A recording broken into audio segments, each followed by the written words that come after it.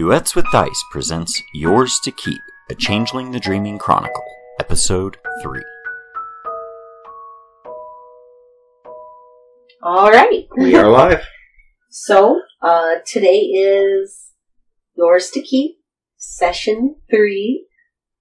Yeah. Do you remember what happened last time? I do. Very clearly? Yeah. You don't need any recaps? Nope. Okay. You've got your little notes. Yes, of course I have my little notes. What do you have in your little notes? So, the last session ended with a little bird actually coming into my room and delivering me a message that I am invited to go see Lord Tierson. Mm-hmm. At his manor. I didn't write down the name of the manor. It's Cresthaven Manor. Cresthaven Manor. So the place he lives in, the town's name is Cresthaven. It is. Yet his house is named Cresthaven Manor? Yeah. Huh. Is he like the mayor? No, nothing like that. No, I don't know why that's the case. Because doesn't that seem a little weird? That's what it says. That's what it said in the module. It's like living in Fort Worth and being like, I live in Fort Worth Manor. Yeah. It is a little weird. But yeah. That said, I don't. So with the way they present freeholds and things like that in Changeling, a freehold is not the entire Changeling community of one town. A freehold could be, a freehold is like just maybe, it's a little vague in definition as to just how much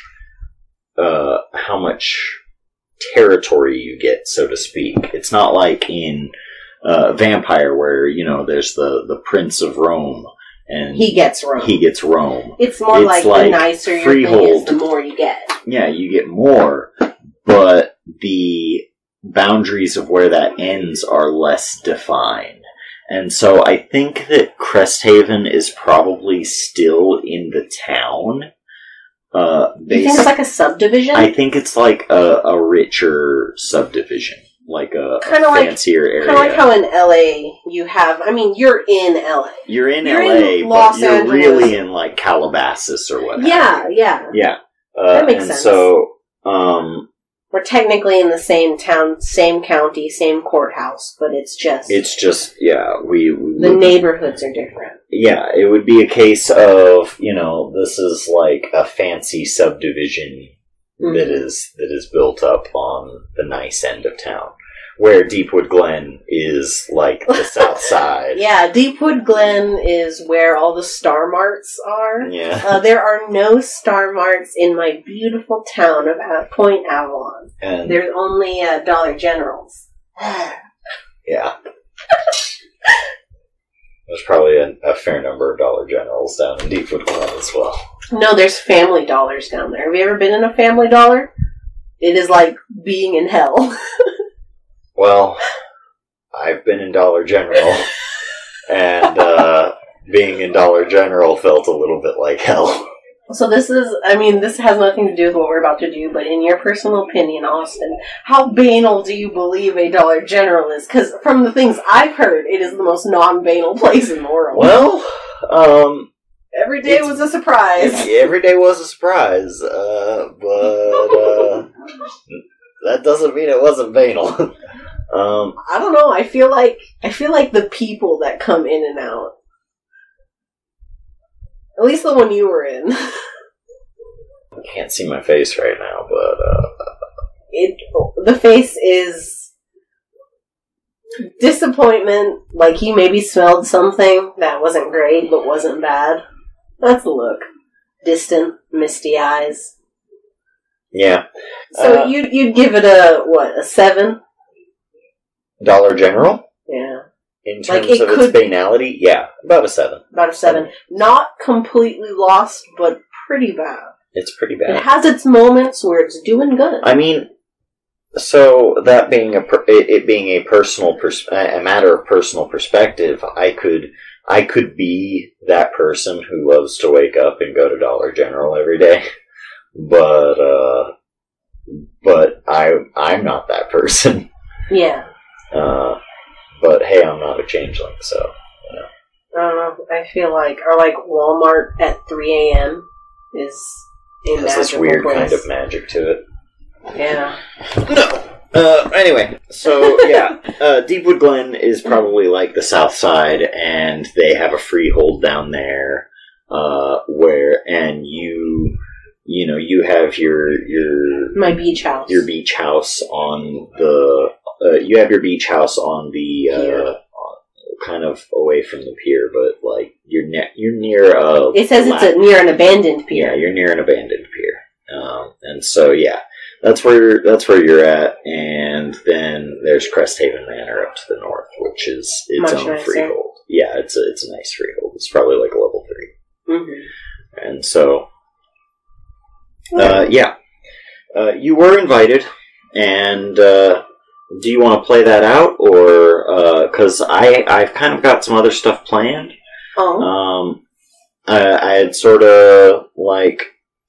We can hand wave it, or we can hand wave it. Say you had an excellent time, or we could play it. We could.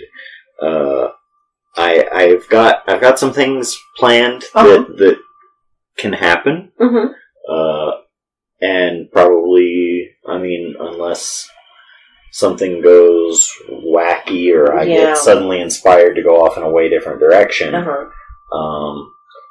I can say that if you have a lot of, like, juicy stuff planned, we can just sort of, like, very briefly go over, like, you know, how nice his house is. Oh, you've been there before. Yeah, he was my mentor. You took your... So did he just invite me, like, to a nice dinner? Was that kind of what it was? It was a nice dinner. Like, It was a little congratulations dinner, and some of the locals showed up, and it was just, hey, thank you, Adelaide. Hey, thank you for saving the pier from those 3 hooligans that hang out under bridges and smoke cigarillos. Yeah, thank you.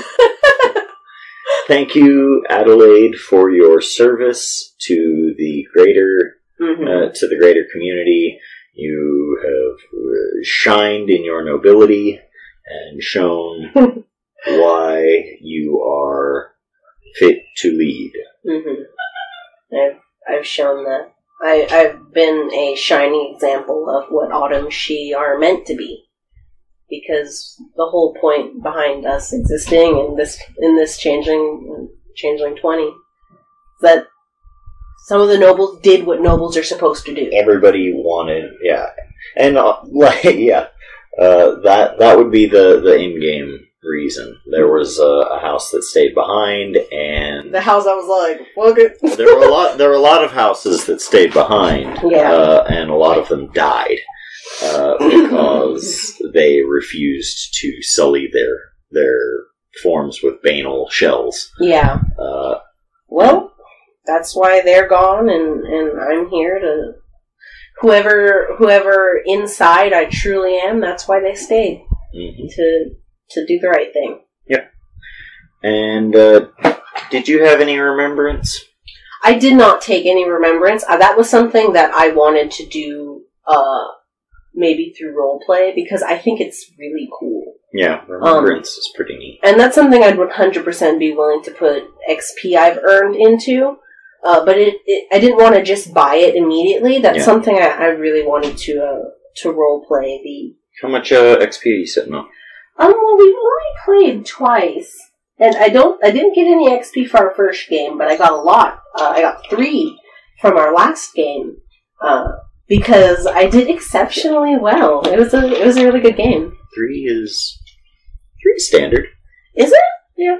I thought you get 1 for showing up, 1 for roleplay, and then 1 was I did really good with the riddles. Yeah. You did a really good job. You did great with that.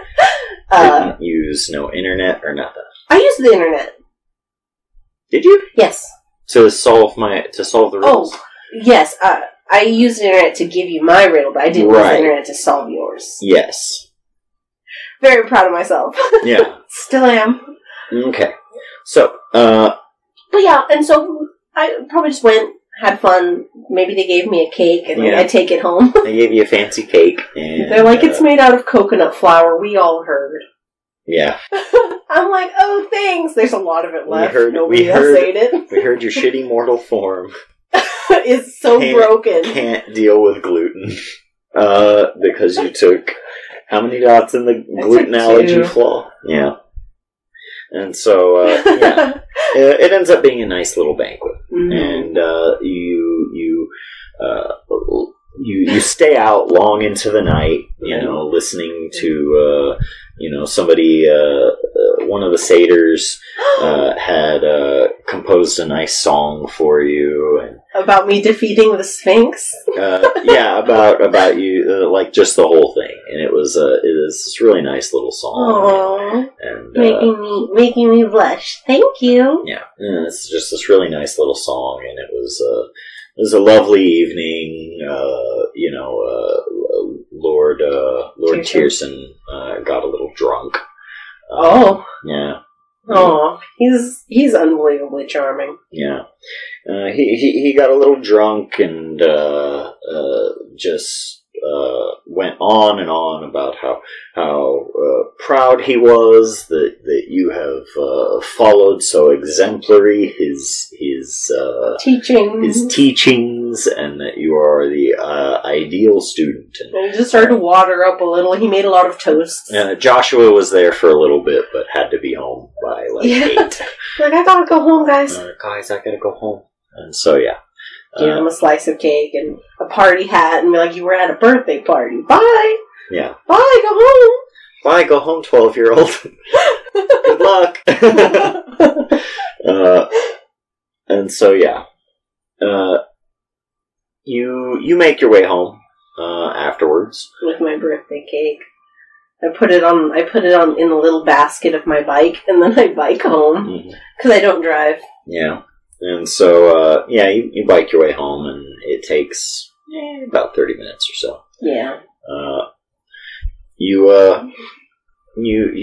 finally, turn the familiar corner of your neighborhood, and you roll on down. And down my beautiful, beautiful Acorn Drive, or whatever the hell the name of my street is. Yeah. Let's come up with a good name. Lear. What's Lear? Lear Drive. Lear Drive? Lear. Is that the king? Yeah. Oh, I like that. Yeah. Lear Drive. Okay. Beautiful Lear Drive. A lot of the roads in your neighborhood are named after Shakespearean bullshit, yeah. Of course. Like, of course it is. I love Point Avalon. Yeah, like Macbeth Lane and Hamlet Boulevard and things like that. Oh, I love it. And then Romeo and Juliet. The Romeo and Juliet streets are the two furthest from each other, but it loops. It loops around together. I love that. That's really good. Yeah. City planning, good job. Yeah, it's almost as if there's a really creative person in city planning. I don't know anyone like that. You make your way home. Speaking of which, you make your way home, and you. How do you want to approach getting into the house? You can see Louie's car is parked. What time is it? It's like 2 a.m. Okay, if that's the case, I'm probably just gonna quietly go in the front. Because what day of the week is it? It is Saturday? It's Friday. It's Friday. Louis is generally off on Saturday. That means he's probably awake. Well, she probably thinks that while she's driving up, she's just like, ooh, I told him I was going to a birthday party. Well, this is a birthday cake. I have a hat. This is enough. Okay. And I just sort of wheel up. I put my bike near his car. He has you his... Park, like you park your bicycle next to his car. It's a pretty nice bicycle. Mm-hmm. And so I get my cake and I just, go and unlock the door. Looking around to see if he's watching TV or anything. Yeah, you can see him. He's watching. It looks like he's watching Netflix or something in the living room. Come in, close the door. Hi, Louie. I'm back. Oh, hey, Addie. I have It's late. It is late. It was a rager, but not like an actual rager. It was a birthday party. You want some cake? Whose birthday is it? Yeah, I'll have Joshua. some cake. He's someone I know from the pier. Oh, alright, well, be careful. Some of those guys are, like, homeless, and I'm pretty sure they deal drugs. Oh, well, Joshua was 12, so it's okay. You went to a 12-year-old's birthday party? Yes. Is that appropriate? He's cool. A 12-year-old's birthday party went until 2 in the morning? Yeah. You want some wine with this cake? I've already got a glass. Do I look over? Is there just a glass? There's a glass and a bottle, and, it's a little more than half empty. Oh, well, I'll get you some of this cake. It's coconut flour. I'm gonna cut some cake. I'm gonna appease him with cake. I'm gonna try to bribe him into contentness with sugar. Yeah, he eats and he's like, this is okay. I mean, nothing is like the real deal. No flour will ever be as good as wheat. Adelaide. What's up? What's going on? With what? With you. I feel like for the past, I don't know, maybe this past year, in general, you've changed a lot. I don't think I've changed that much. I don't know if it's like new friends or new. I don't know, and I want to understand, but you've been acting. I mean, you've always been eccentric, but now it's just kind of weird. And when he says weird, it's like, it hurts my feelings. Yeah, it's... well, I don't think I've changed that much. I mean, I always have been eccentric. I think maybe in the past year, it's just... Maybe I finally came out of my shell. Maybe I'm just a late bloomer in regards to all that. That I was shy before, but now I feel very confident. And I think that's a good thing. Well, yeah, it's good to be confident, but I'm a little worried, I guess, that you... Do you think I'm doing drugs? Well, I don't know what to think. You don't talk to me very much anymore. Sometimes I feel like you're, I don't know, avoiding me.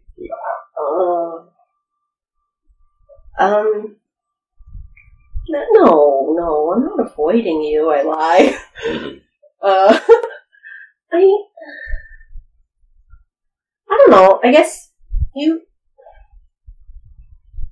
I don't want you to judge me or my friends or my lifestyle or anything, and I don't know, I just don't want to bother you, I guess. I don't want to... He kind of looks down, like it hurt to hear that. I don't know, you're so busy all the time, you work hard, and I don't want to, I don't want to burden you with all the dumb stuff that I do, I guess. Well, that's all. I'm not mad at you. Did it hurt you to call your stuff dumb? Yeah. I mean, it's just... I don't know. I'm a young adult now. And... Yeah. I mean, I get that, I guess. I don't want you to feel like you bother me.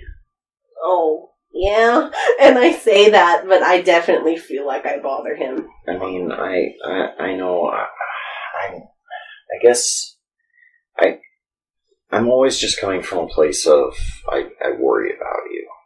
Oh, I know. You don't have a car. You don't have, and it's not that I can't. We can get you one. I mean, it wouldn't be any big deal. But you don't have your license. No, You don't have a lot of the things that people of your age are generally equipped with, and I feel like you're at a point in your life now where you have the time and you have the ability. I scrunch up my nose like, oh god, this is going to become the college talk again. And you're at the age where you should be a bit selfish, you know? Yeah. You should be, and I don't fault you for wanting to, you know, go out and live the way you want to live, but I feel like I'm not a part of it, and I feel like I don't,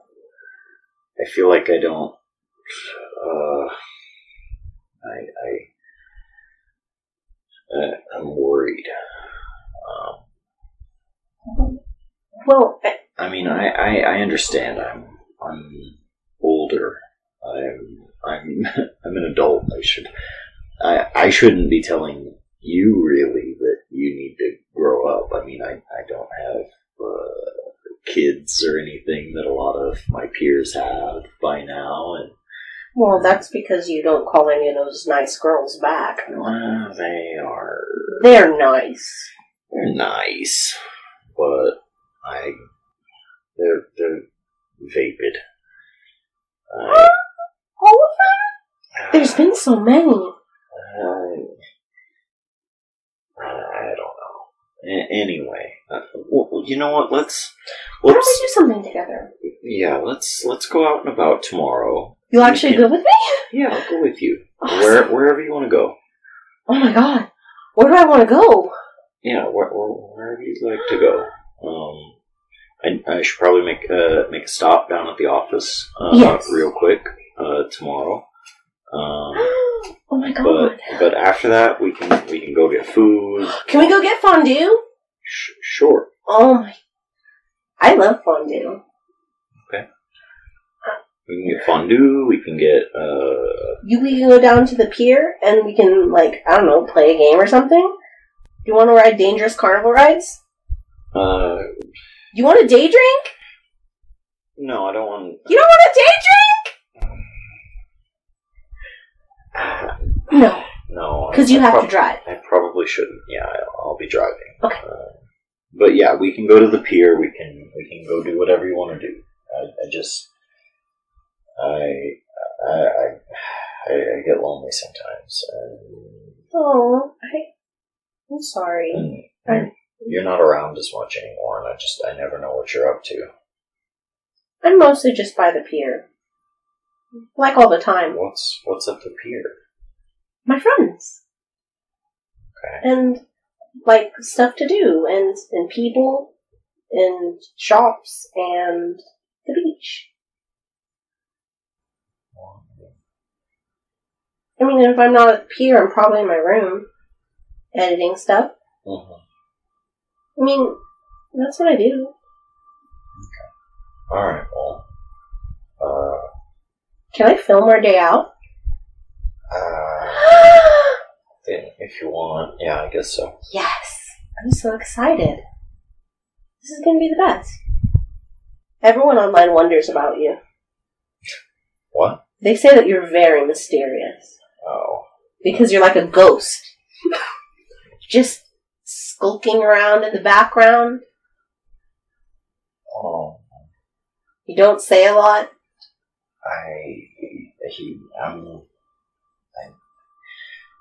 Adelaide, I never really had my bloom period where I suddenly overnight became very outgoing. I never had that. I mean, that makes sense. You're like a brooding artistic type. It makes sense.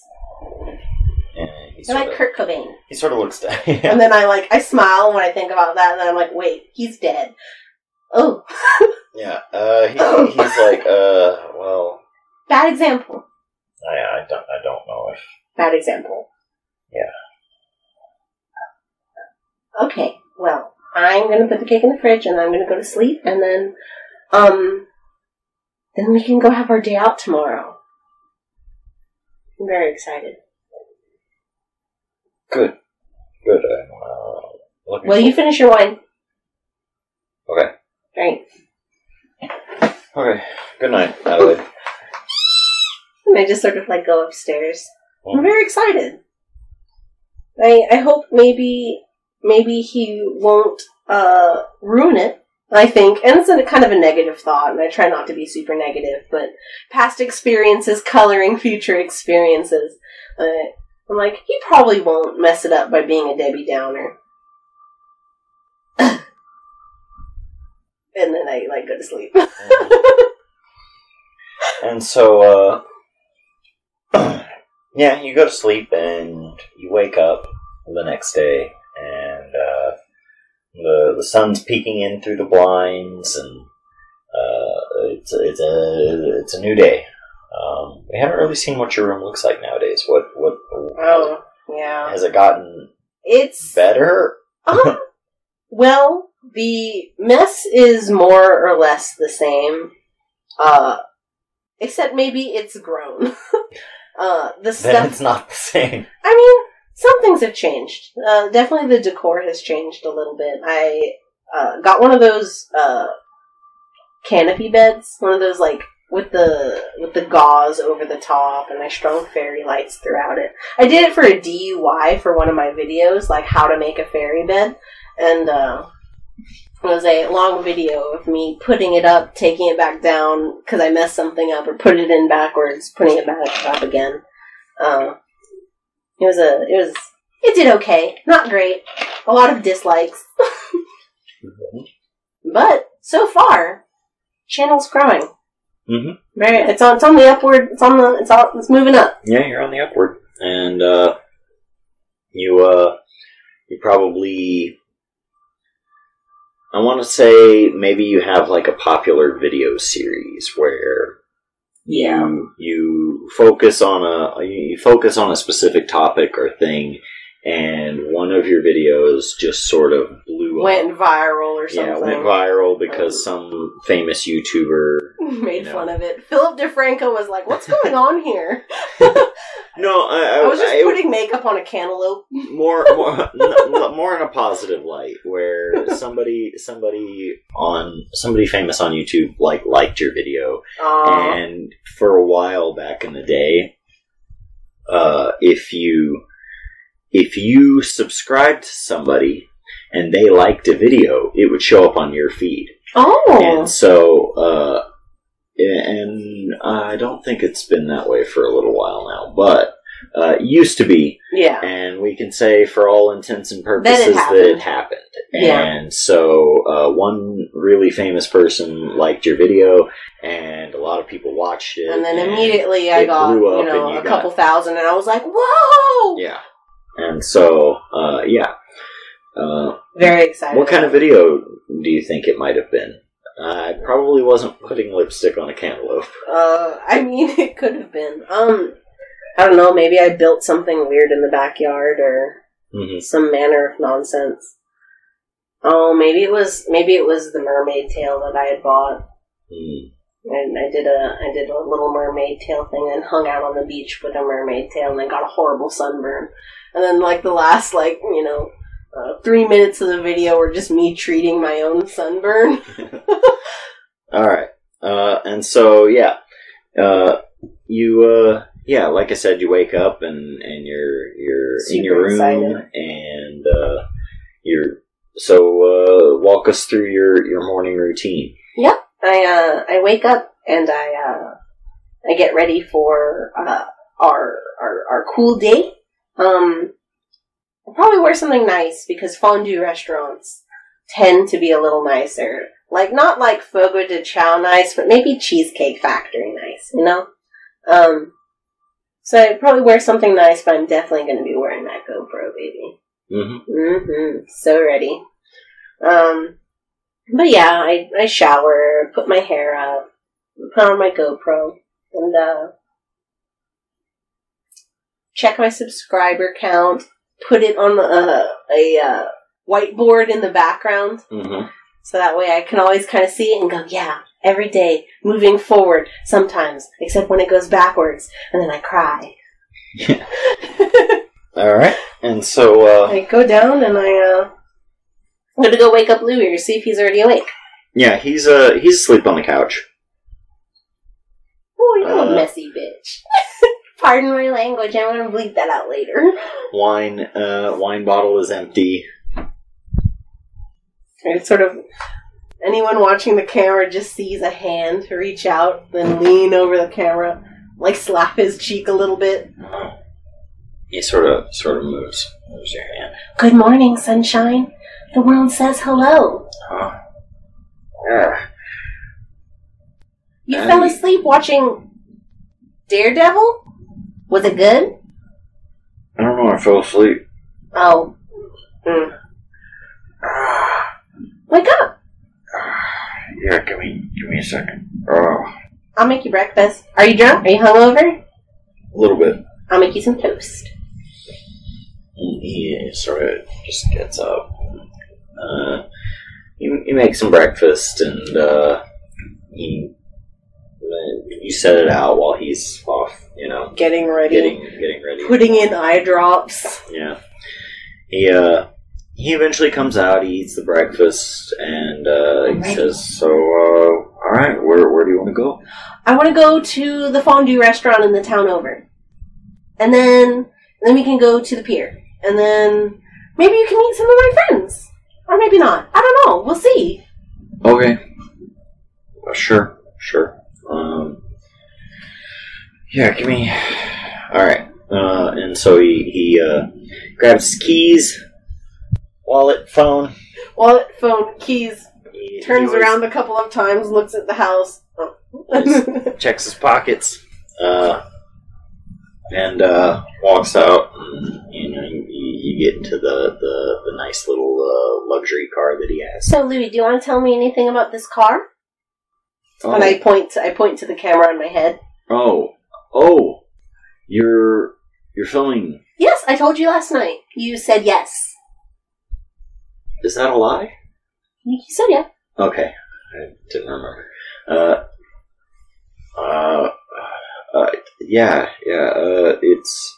This is a Mercedes Benz. Mm-hmm. 2014. Mm-hmm. It is a very nice used luxury car. It's got a. It has like nice cup holders. When I go and I touch the cup holders. Yeah. I guess the cup holders are pretty great. And on the passenger side, it appears you have a lot of Starbucks cups. Yes, I How many are these? How many are there down here? You don't need to show people that. What's your favorite Starbucks drink? This is all very important.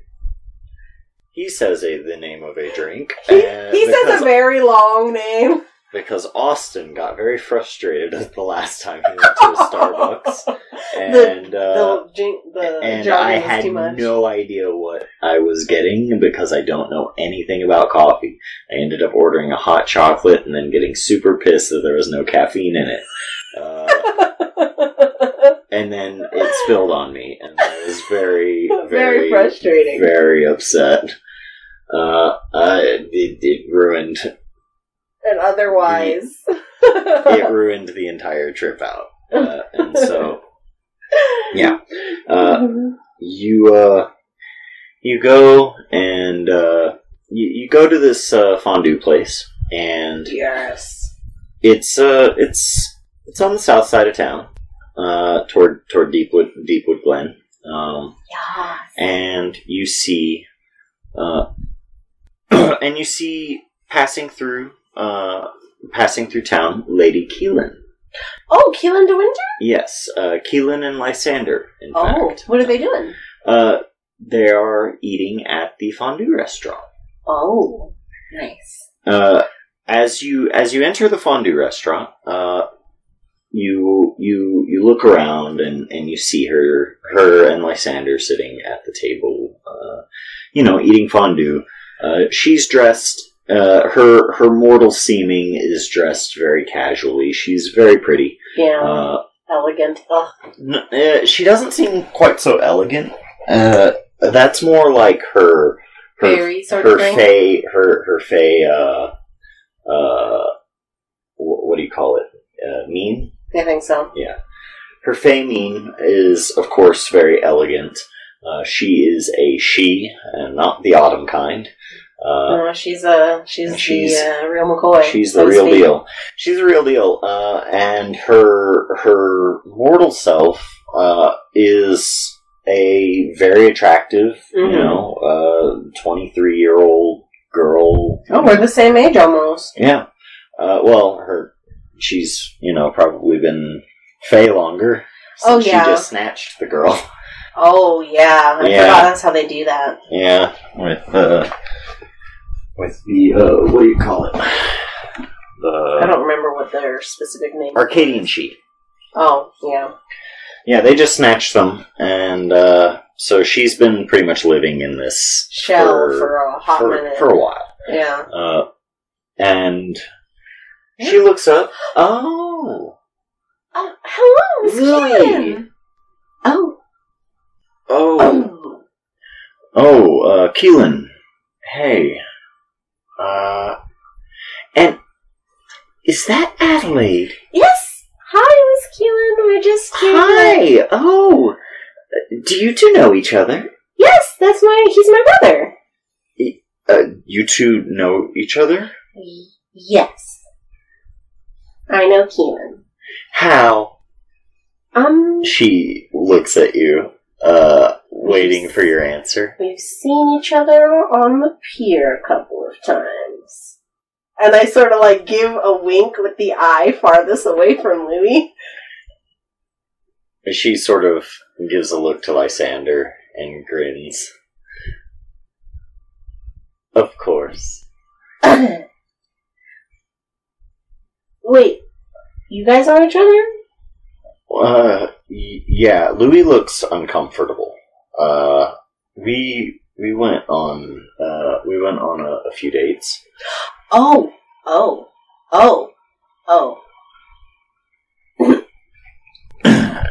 And he's a little tense, and Lysander's just sort of sitting back,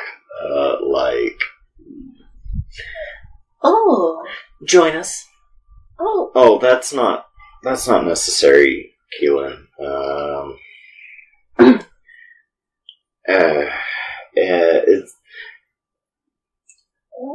Me and Louie had some stuff that we wanted to talk about privately. College stuff. And Louie's eyes sort of light up at that. Yeah. And so, I don't want to burden your time. I insist. She's being so polite. I insist. Please sit, eat with us. It's all up to you, Louie.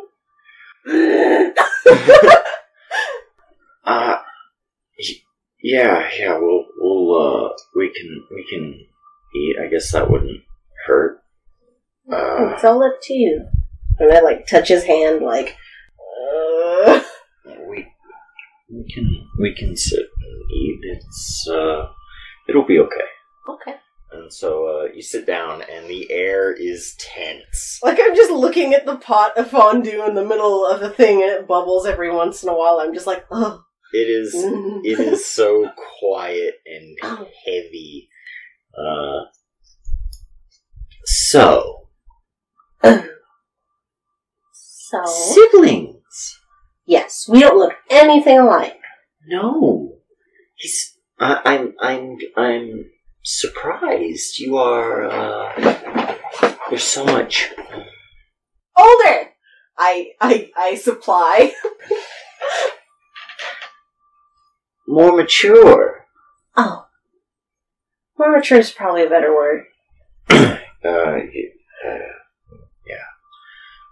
He's just sort of poking his. He's poking his food. He's eating a little bit, but he's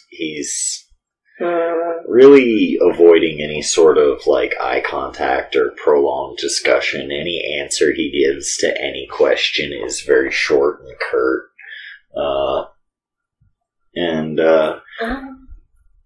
You come here a lot, Miss Keelan?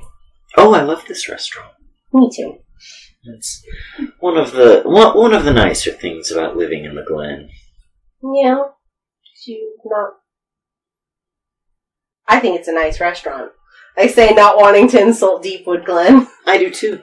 The decor is divine. Of course.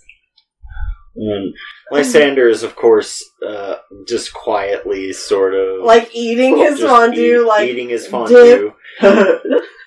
He's loving it. He's Eat that shit up. He's real into the fondue. But not so much like the conversation. Did you guys meet in college? Well, we met while I was in college.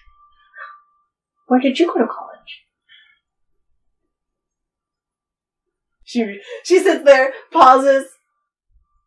Upstate.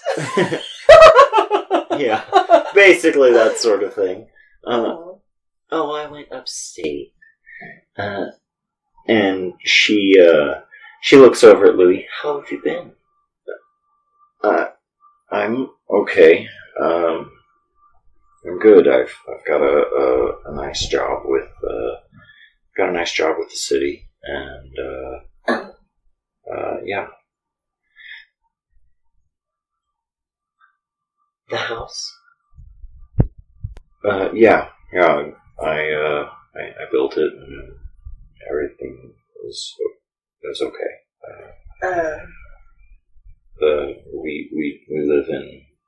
We live in the house. And I start getting a weird feeling. The inklings of this is starting to come together for her, and it hasn't hit her yet, but it's just that dip of uncomfortableness when she starts to think about it. And it hasn't hit her yet, but give her a second. It'll hit her pretty soon. Is it as good as the first draft?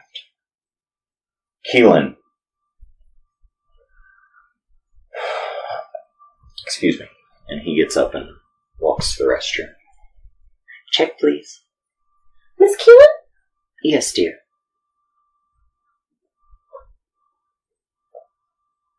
How long ago did you date my brother? Oh, it was years ago at this point. I must have been, my shell was probably about 18 at the time. Damn, Louis.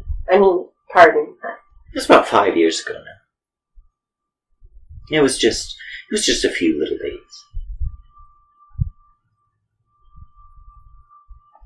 I see. Well, thank you for sitting with us, Miss Keelan. Of course. I had no idea. Do you mean that? That you really didn't know? I didn't know that he was your brother. I haven't seen him in years. Yeah, that makes sense. Is this weird now? Why would it be weird? Oh, it's like we're co-workers, kinda. I mean, in this weird, secret sort of way. We're privy to something and he's not. So is it weird now? Is this gonna be weird between us? No, not at all. It doesn't have to be. Okay. I just wanted to make sure. Of course. Alright. Well, you guys have a nice day? I'm gonna go get him from the bathroom. I just go and I dip one more thing of fondue, put it in my mouth, and then go to hang out by the restrooms for him to come out. Mm-hmm. Just I'm getting a bad feeling, and I don't want to make assumptions yet, but... He comes out, and his face is a little flushed, and he says, hey, can we let's get go. Let's go. Alright, I'll get the check. And he takes care of the money and everything, and leaves a bill on the table and just says, Keelan. And she says, Louis, don't be a stranger. And they both just walk out.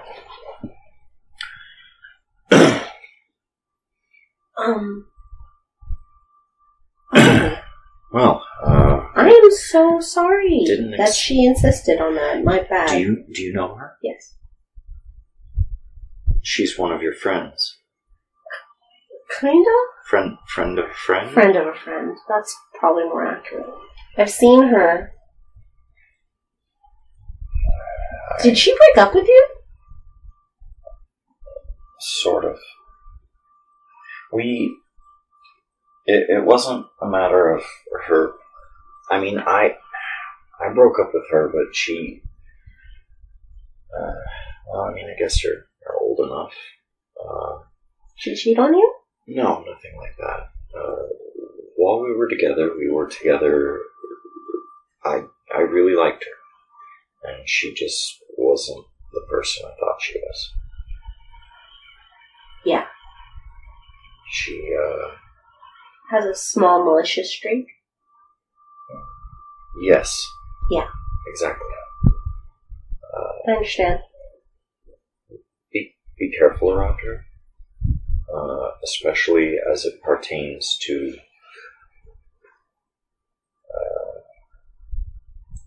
I'll keep her away from you.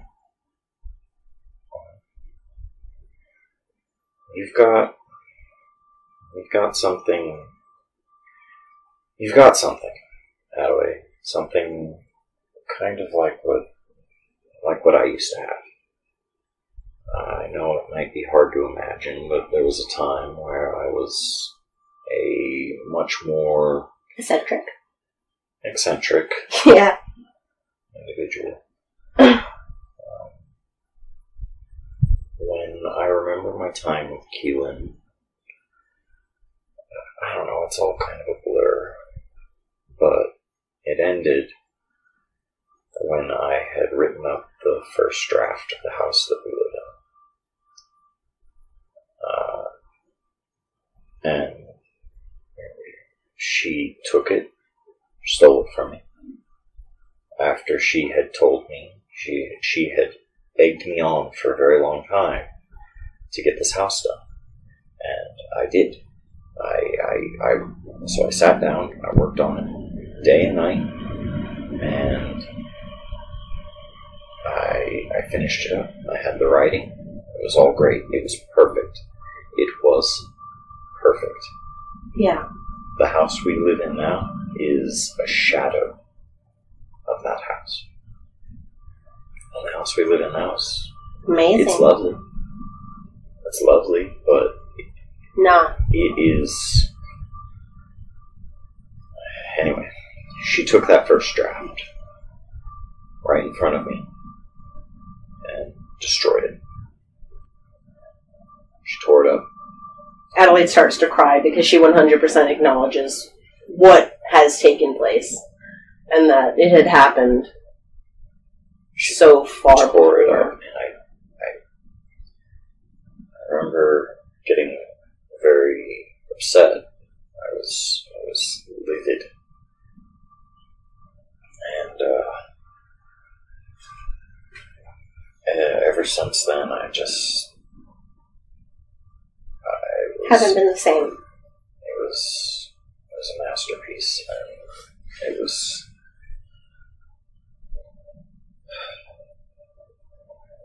I've never been able to even get close to what it was like. Yeah.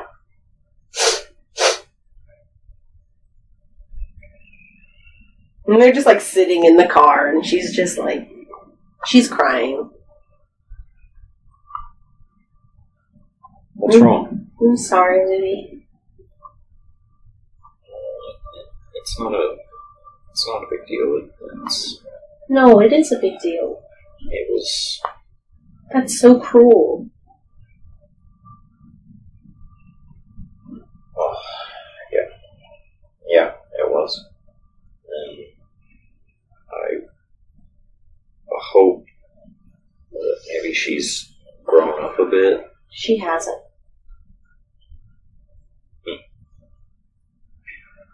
Well, I doubt it. I guess all I can really say is keep her away from your stuff. Yeah. Yeah. Yeah. When I think about that night,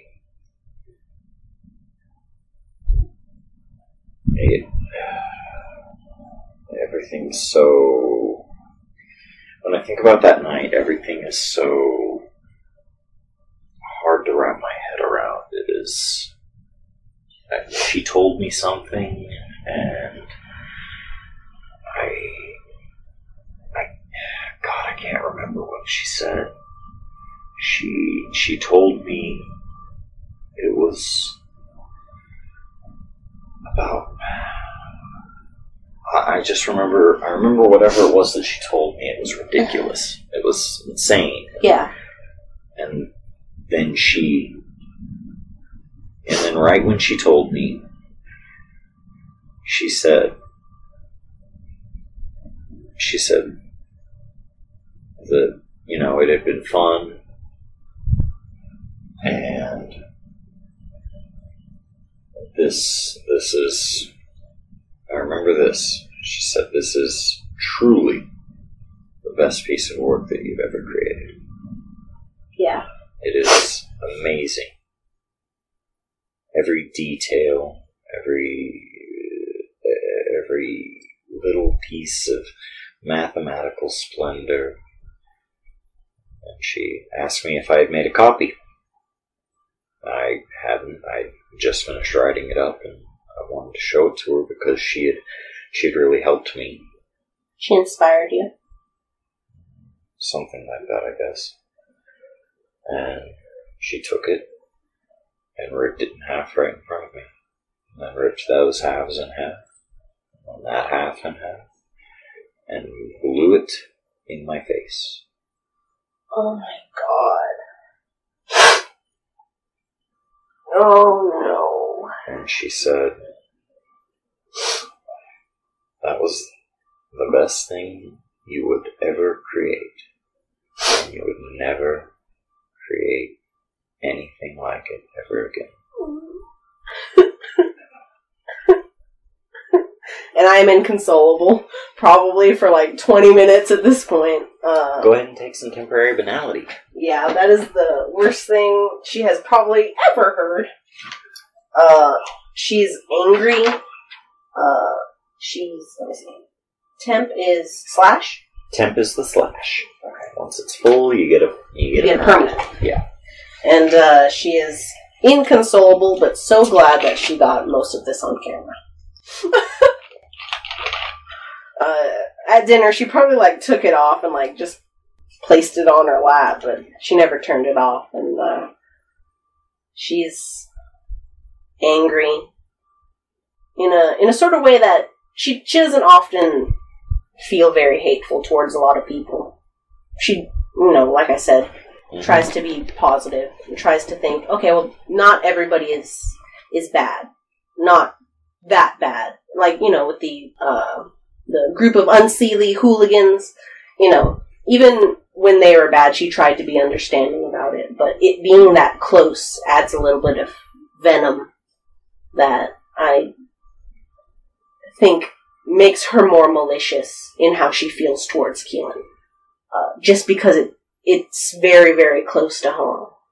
Because it was done to her. Mm-hmm. I mean, she wasn't even awake as a fairy at that point at all. No. She probably was still in high school. Yeah, you're still in high school. When all of that was taking place, And so, it's also a little bit bitter that she can't even be that mad she wasn't awake. It wasn't like she went out of her way to do it to another changeling, which of course is a dueling. Those are dueling words. Mm-hmm. But I wasn't awake. She was fully within her right to do everything she did, and I can't really take it up with her in any sort of, courtly way due to the fact that I wasn't awake. And so that hurts more, and so it's just, she feels awful. Mm-hmm. And after she takes the thing and then leans the car back, or her seat, to continue to sob. Pulls napkins out of her purse and blows her nose. Okay, I think I'm done. Okay. Man, that's so sad. You never told me. Yeah, Man, I'd break up with her too. Oh, man. I mean, I'm not the type to hit, but I think I might have hit. Oh, man. I mean, I wouldn't have blamed you. I kind of want to go home. Yeah, me too. And so, drive home is kind of quiet. What do you want for dinner?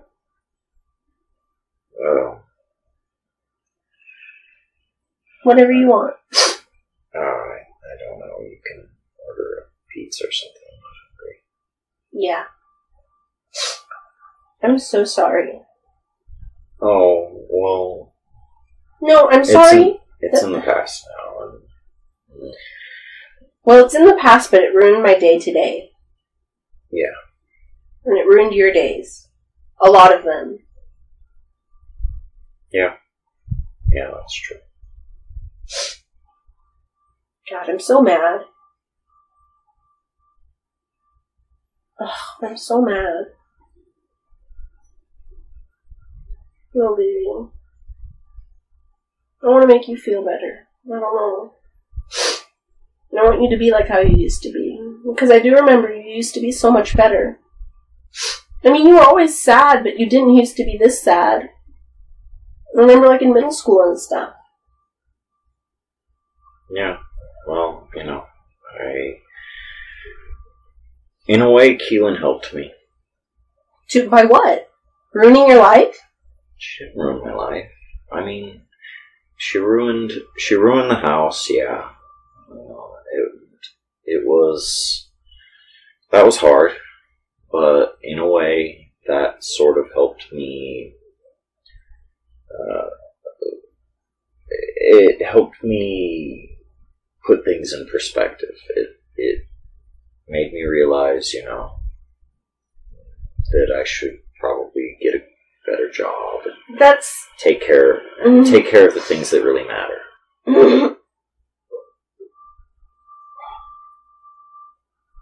And so, the house we live in is...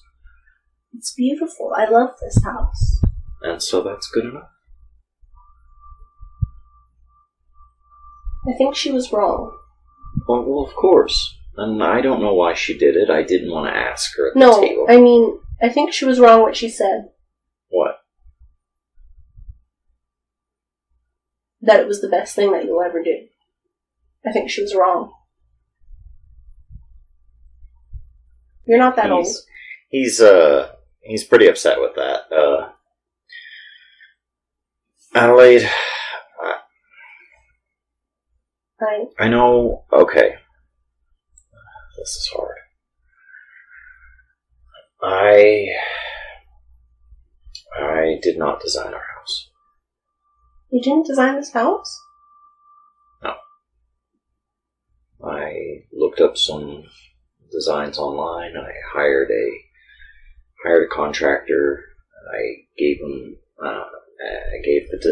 the home designer a couple of ideas that I still had based off the original design, and he designed it.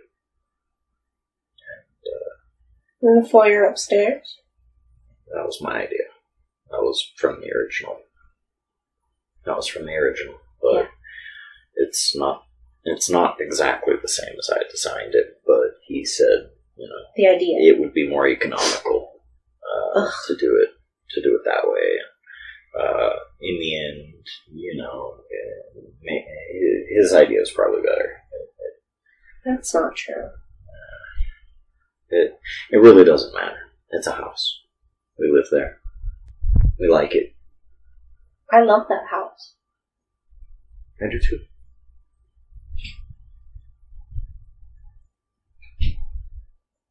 That's good enough. Okay. I'm sorry if I ever made you feel like that you don't get me anymore. That's not your fault. I don't mean to be that way. I'm scared of you sometimes. And I just want you to know that I support you 100%. I support you. I mean, you support me financially, definitely a lot. Alright. Thank you.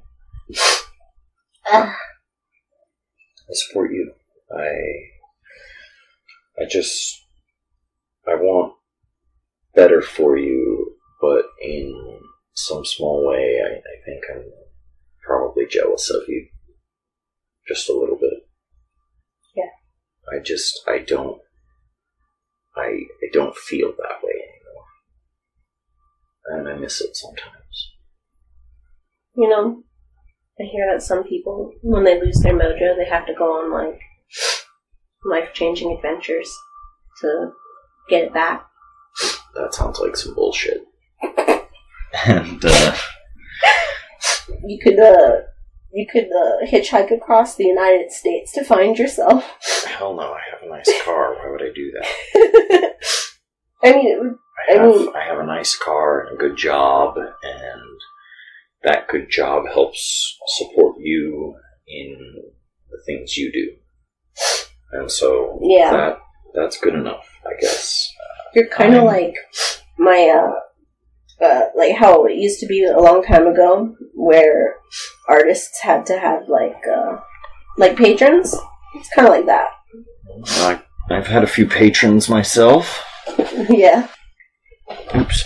Back in your young days. Sure. Before you started losing your hair. Yeah. Yeah. I mean, it still looks good. He just shrugs. I mean, it's not as bad as it could be. You probably still have about 10 years left of it. If I'm lucky. Yeah. You can drop me off by the pier. Okay. There's something I want to do. Okay. Do you want weed? No. Are you sure? No. Don't. I'll get it for you. I No. don't want it. No. Are you sure? I don't want weed. Okay. And I'm going to forget that you told me that. I'm not. I don't do weed. I don't. I smell like it. I smell like... There are ways around that. I mean, I don't know them. Alright, well, drop me off by the pier. I have some stuff I want to do. Okay. And he drops you off and just drives away.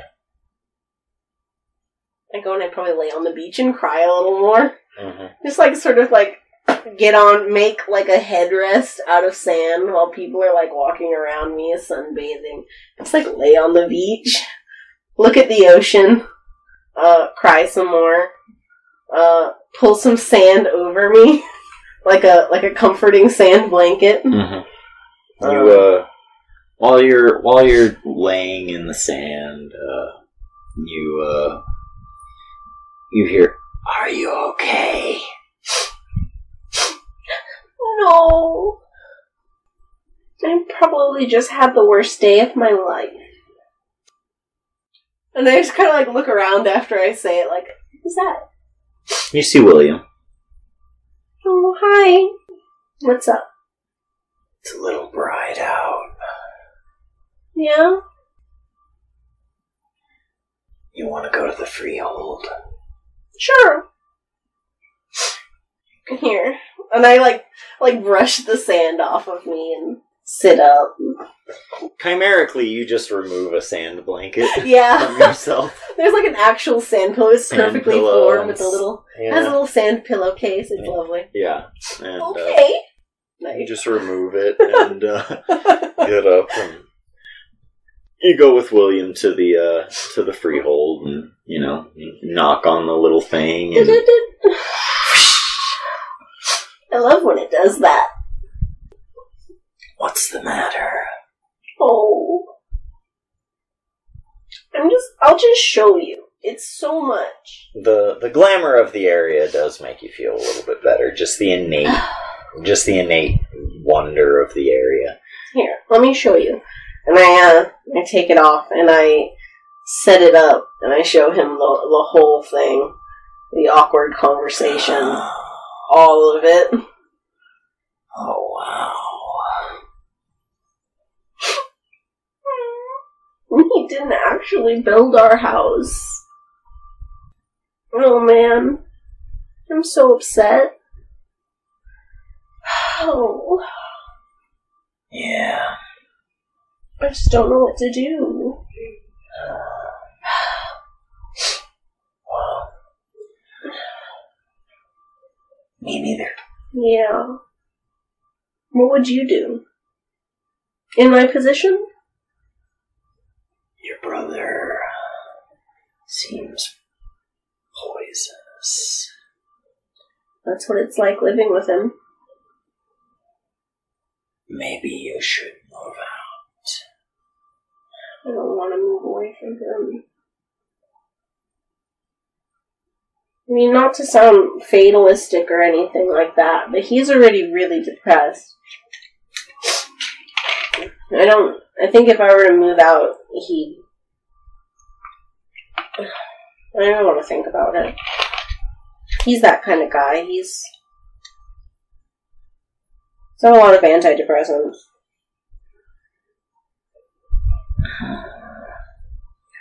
Hard to say. Well, I don't know how to help you, Adelaide. It feels good to share what happened, though. It feels like it's not just my burden. It's still a huge burden, though. I won't carry it for you. You being here was enough. I'm glad. Because that's literally all I can offer. That's fine, William. I don't expect that of you. You are not beholden to carry my burdens. You don't have a title. And I try to make a joke at him. He smiles a toothless grin. William, I don't know if I've ever described William. I think you showed me the picture. I showed you the picture. William is a sluagh, which means they can only speak in whispers. They have no teeth and they have black eyes. Spooky boy. Spooky white skin. Yeah. He in particular has a number of uncomfortable looking folds in his skin, despite being rather thin. And it looks, it's uncomfortable. He is foul to behold. He is quite foul to behold. And then he also has a little mohawk. He does his best. Man. I feel like I've heard. I think I'll talk to Lord Dearson about what I should do. I'm so mad right now. I don't feel like I could be in the room with her again. I mean, I'm not saying that I'd hit her. And she sort of scrunches up her face, and she's like, I think I'd hit her. I'm so mad. So. Well, do what I do. What do you do? I smoke weed. Do you want to smoke weed? Wait, I told Lily I wouldn't smoke weed. Do you have any? I don't know where to buy weed. He told me that carnies sell weed. But I'm like, I've never been offered weed by you. I don't like the term carny. I'm sorry, is that offensive? What term do you like? Entertainer? Yeah, that'll do. Okay. He told me that entertainers sell drugs. And I said, I don't sell drugs. Okay. I smoke them. Okay. I better not smoke weed, I'll smell like it. And I already told him I wasn't actually, because he thinks I've been smoking and doing drugs. But I don't do drugs. Because life is my drug. Lame. No! You're supposed to think I'm cool. I could never think you were cool. Yeah. You don't think I'm cool, not even a little? No. William, no. I have 50,000 subscribers on YouTube. I'm very cool. He just sort of grabs his foot and puts it behind his head. Neat. Okay. Well, you're rude. What would I have to do to be cool? I defeated a sphinx in a riddle battle. I'd say that's very cool. She's already starting to feel a little better. Well, maybe if you... Nah. What was it? Well, you have the balefire. Your glamour needs are generally well met. Mm-hmm. You don't have to hunt for it like the rest of us. Okay. Hunt for some glamour. And then you'd think I was cool? Yeah, it'd be a step in the right direction. Yeah. You know, I can't help but agree with Keelan to a small degree. About? Not about the way she went about it, but taking dross is a perfectly legitimate way to gather glamour. The fact that the dreamer happened to be related to you was not something that she should have had to consider at the time. Yeah. Especially since you were not even I wasn't awake. awake. Yeah. I know. I can't bring her to court about it. I wasn't awake. Glamour is free. Especially for those of us like us. And I know that you probably don't agree with that. Yeah. You need to take your glamour. But that's easy for you to say. Do you resent me? Not at all. If I resented you, I would not represent you as a member of my motley. Okay. I just don't think you're cool. Well, that's where you're wrong. I'm very cool. Prove it, nerd. I will. And I will. I'm going to look forward from this setback. And I'm going to make good things come from it. Good. That's what I'm here to do. That's all you can do. Yeah. William, you are a fount of wisdom. I know. Okay. Be well, Lady Adelaide. Thank you, no title friend William. He bows.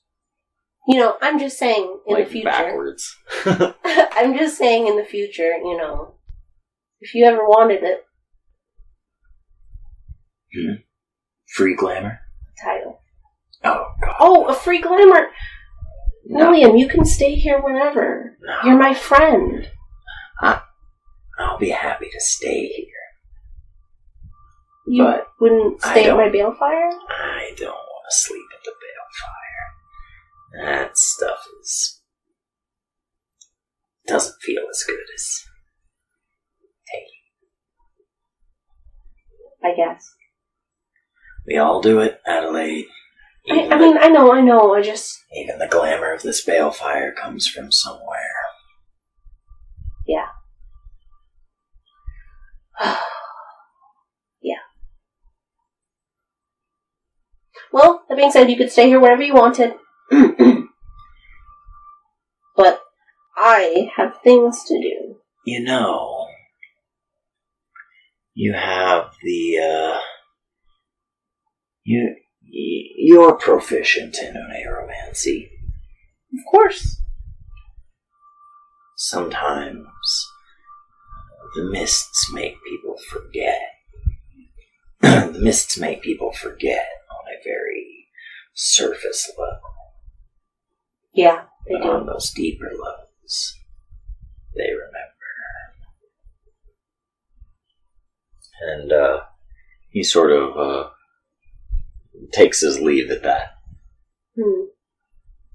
You're a genius, William. Yeah. Oh, I've never been in his dreams before. We'll see what it's like. But first, I'm going to talk to Lord Tierson. Okay. You don't have your bike. It'll take you a little bit longer to get to Cresthaven Manor. I'm going to call an Uber. Okay. I'm going to Uber my way to Cresthaven Manor. Okay. So you do just that. You call an Uber and you get your way over to Cresthaven Manor in like 10 minutes. Talk to my Uber driver about his life. I don't know if you've ever been... Yeah, you've been in an Uber. It's weird when you do that, but sometimes they're into it. Yeah. And so, you stop there, and Cresthaven Manor is Nice. On the outside, it is sort of this old-styled, I wouldn't call it a manor. It's more like a nice suburban 2-story house. On the inside, it is a manor. Mm-hmm. It is French architecture. It is sprawling. So much bigger on the inside than it could possibly be on the outside. Within the near dreaming, and so Tierson lets you in. Lord Tierson, Lady Adelaide. How How can I help you? I'm here to seek your advice. Advice sought. But first I have to show you something. Okay. And it's a little sad, but I want you to understand exactly where I'm coming from. Very well. Okay? Do you have something I can hook this thing up to? No. Oh. Well, then, I guess I'm going to hook it up to my phone. And so, you do.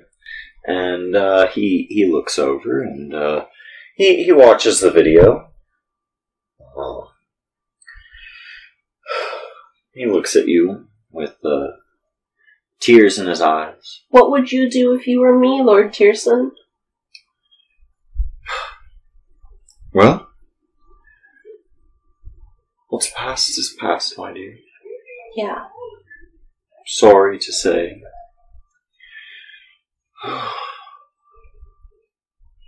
It is...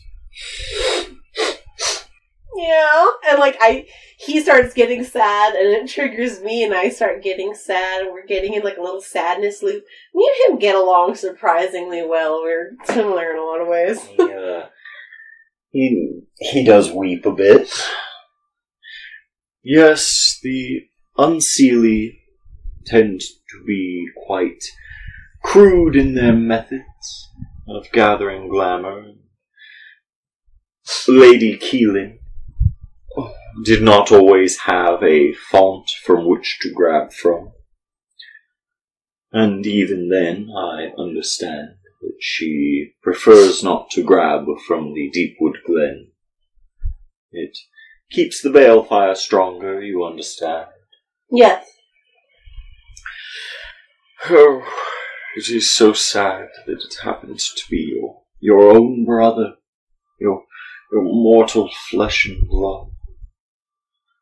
Oh, that is why you find that many of our ilk, especially of the she variety, tend to escape from the trappings of our mortal existence. But you, being of the autumn world, you have a different set of challenges than we. Yeah. Oh. I have a lot of baggage. What would you do? In your position? Mm-hmm. Oh, there's little you can do, I'm afraid. You must accept what has come to pass, and must move on. I would be very wary of your brother. He is dangerous to you. He's pretty bad. And I would hate to see you lost to the mists, if even for a day. Your duty demands that you can't afford to get lost. If you don't think that Keelan would take Point Avalon if given the chance. Well, she most definitely would. She is polite. When in her territory, it is her family's way. House Dyrain. She is exceedingly polite. I'll give her that. She keeps track of everything. She will give you all and expect all to be repaid in kind. And she will always have her eye out for the slightest slip.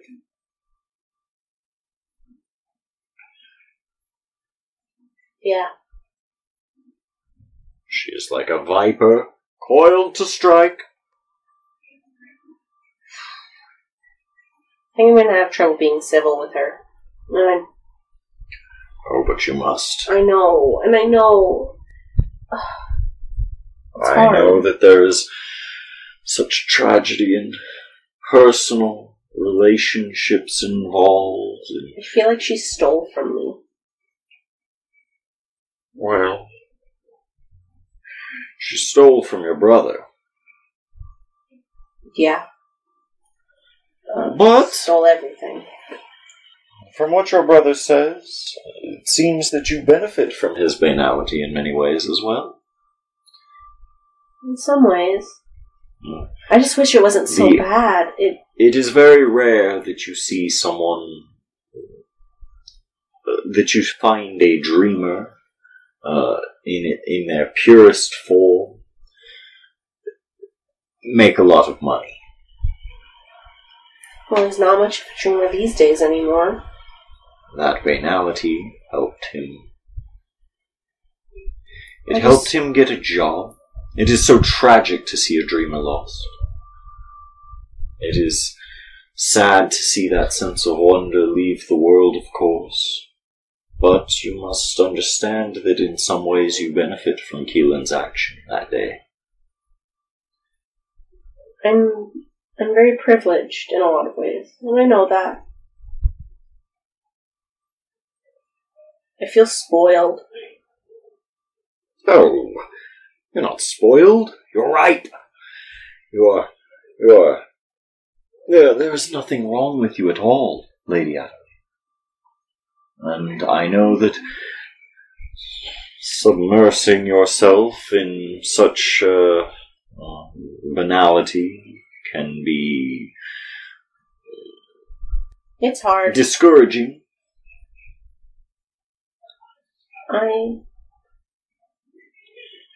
But you are just fine. You are fine the way you are. It is as I said, the night of your coronation. You were trained well. Yeah. By me. Is it possible to make someone less banal? Your brother sounds... Is he lost forever?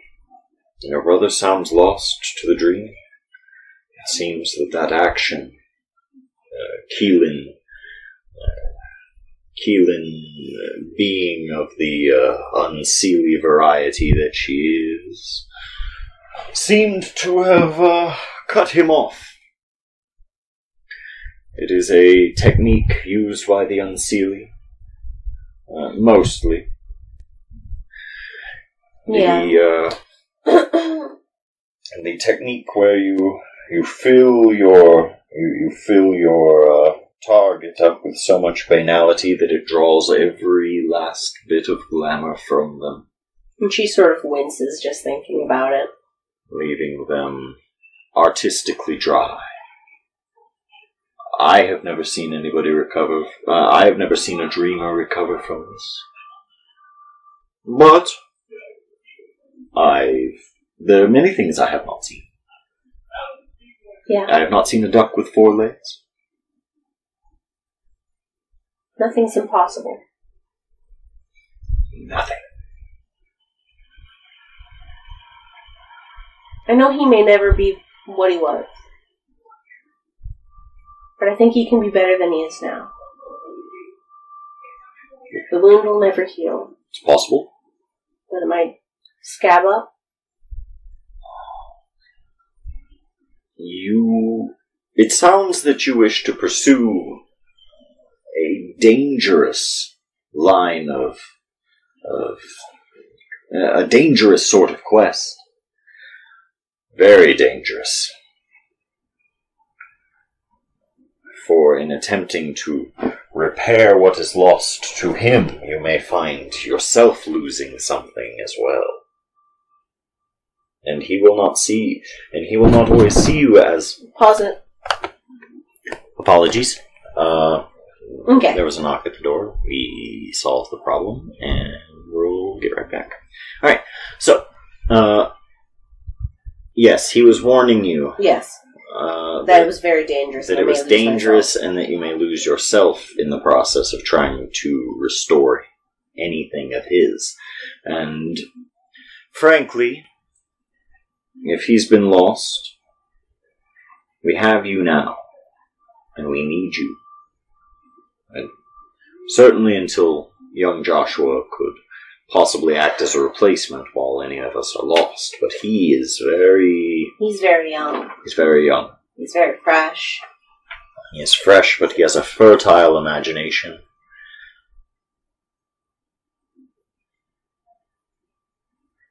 Mimo is currently looking at the rules and regulations of House Fiona. The flaw that you get is that you love danger, and if you back down from a challenge, you lose willpower.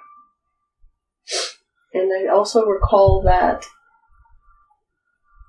no one can inspire fear in you, only the threat to loved ones causes fear. I think she'd be down for danger. So she says, you remember of House Fiona. Just like you. That's my cousin. I think that there's nothing more noble than to pursue danger for someone you love. I can't wait for him to cry. Yeah, tears well up in his eyes. A small tear. I fucking love him. It's so beautiful. I could never try to stop you. Oh, Lord Tierson!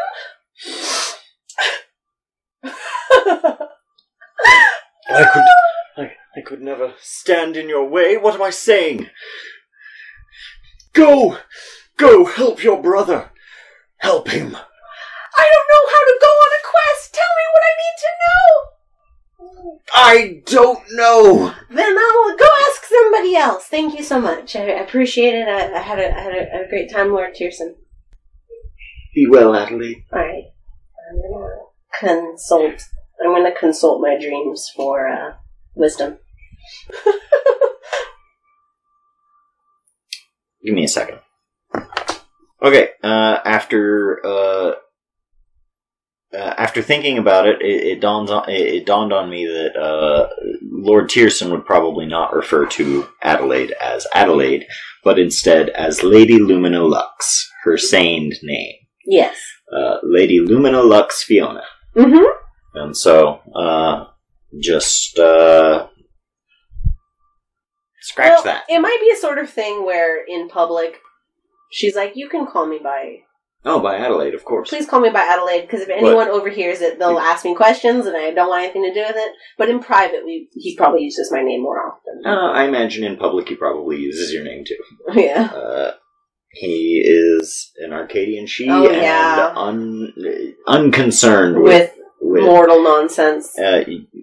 Arcadian she are twice as susceptible to banality than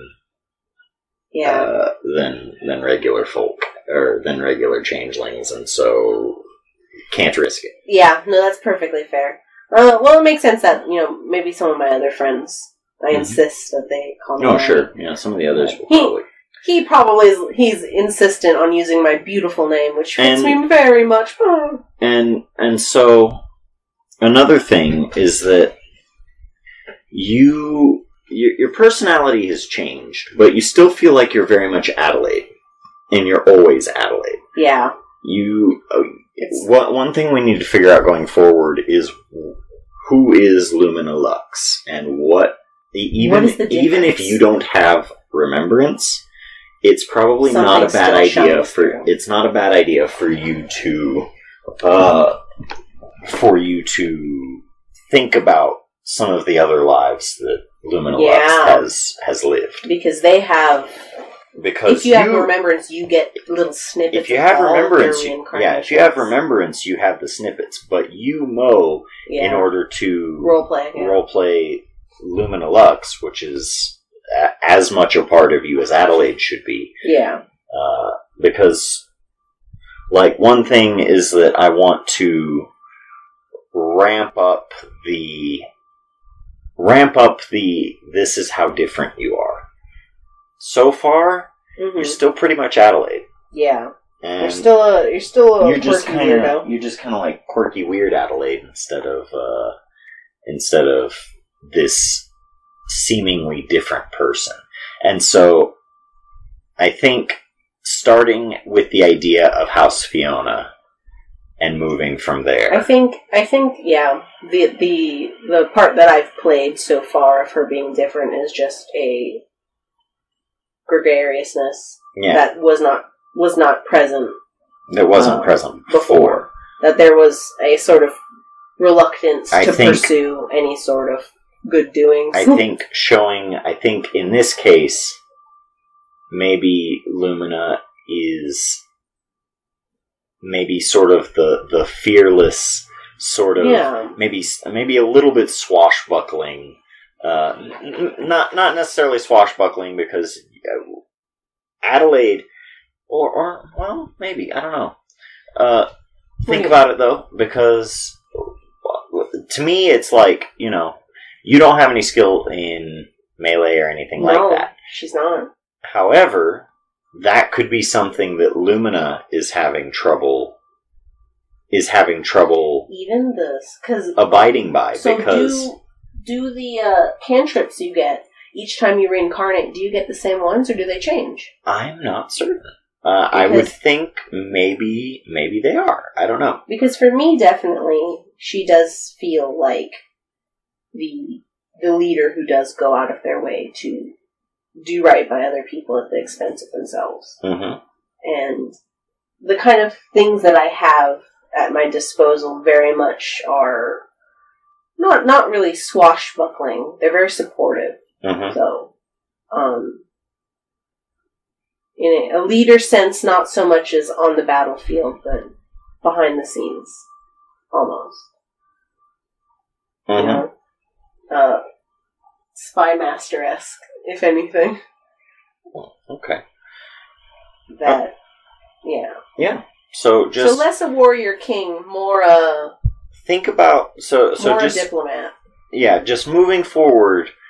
think of moving forward. Think of yourself as playing two characters in the same body. Yeah, they kind of are. And in time, or maybe over the course of the next week, put a lot of thought into who Lumina has been in the past. The type of lives she's led. Yeah, the different types of lives she's had, and like what kind of fae she is as a person. So like when you go to the deep dreaming, you become an embodiment of your kith in a lot of ways.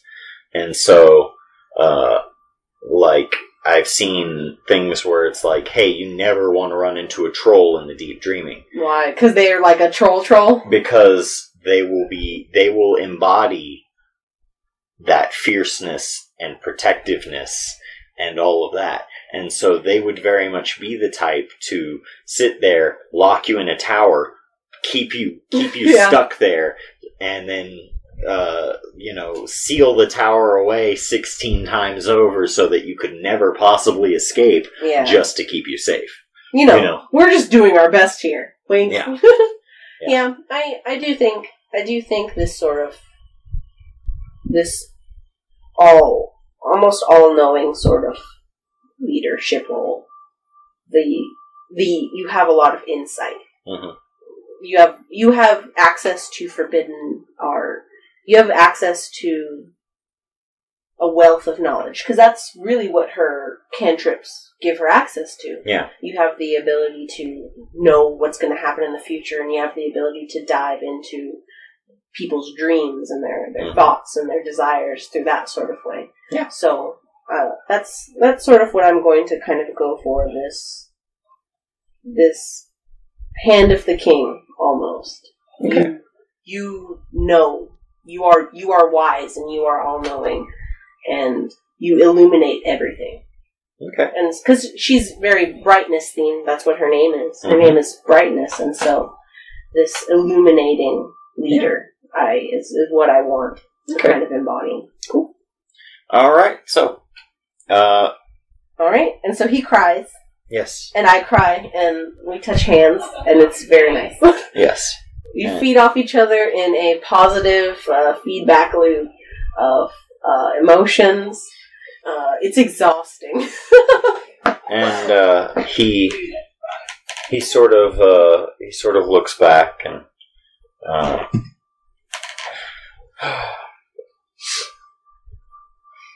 okay. Do you know who I can go to ask for help? Because if not, I will consult my dreams. Consult your dreams. Only you know how to help your brother. I do. I don't know exactly how, but I know that I have it. Somewhere. I only bid you be careful.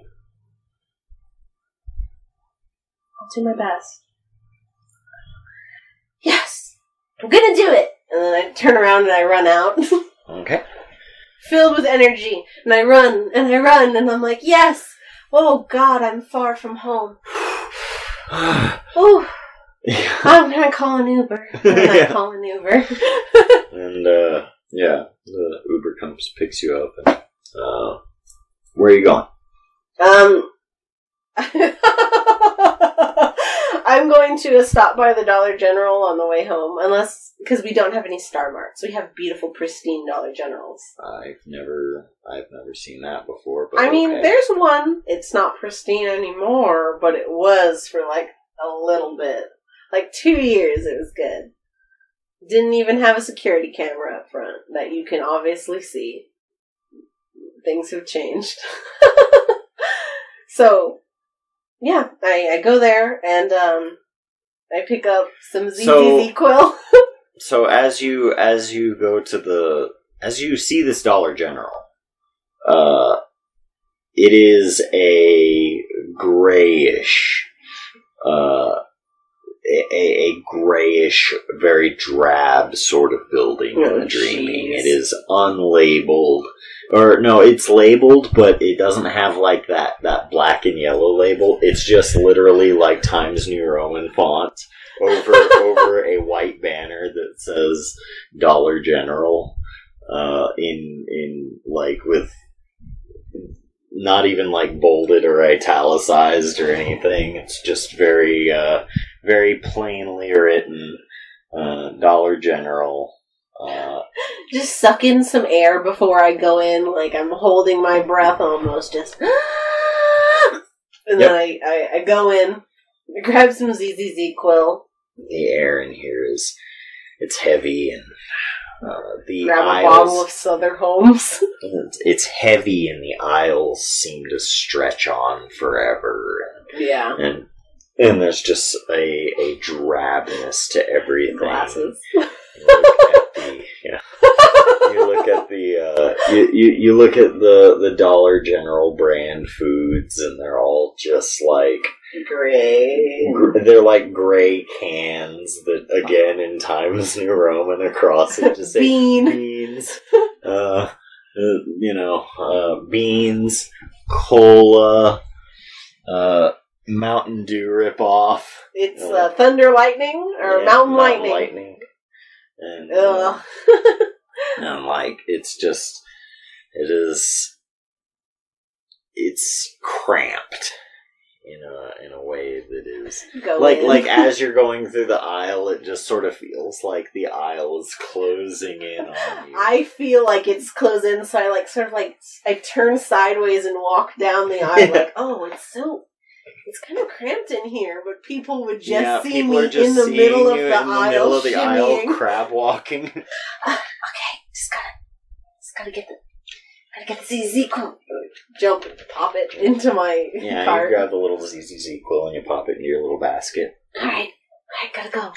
This is all I needed. So, you buy the stuff. The guy at the register is just very... Hey. Hi. Will this be all? Yes. Dude.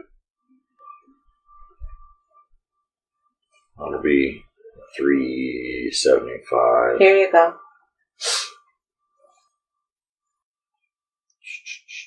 Have we met before? No, I don't think so. Oh. I'm sorry you look so sad. You should go to the pier. It's really nice, and I get my thing. I hang out at the pier all the time. You should come there. Relax. I gotta go. Okay. Oh. Yeah, you get out of there, and it's just... Yeah. I feel like I need to shower. Yeah.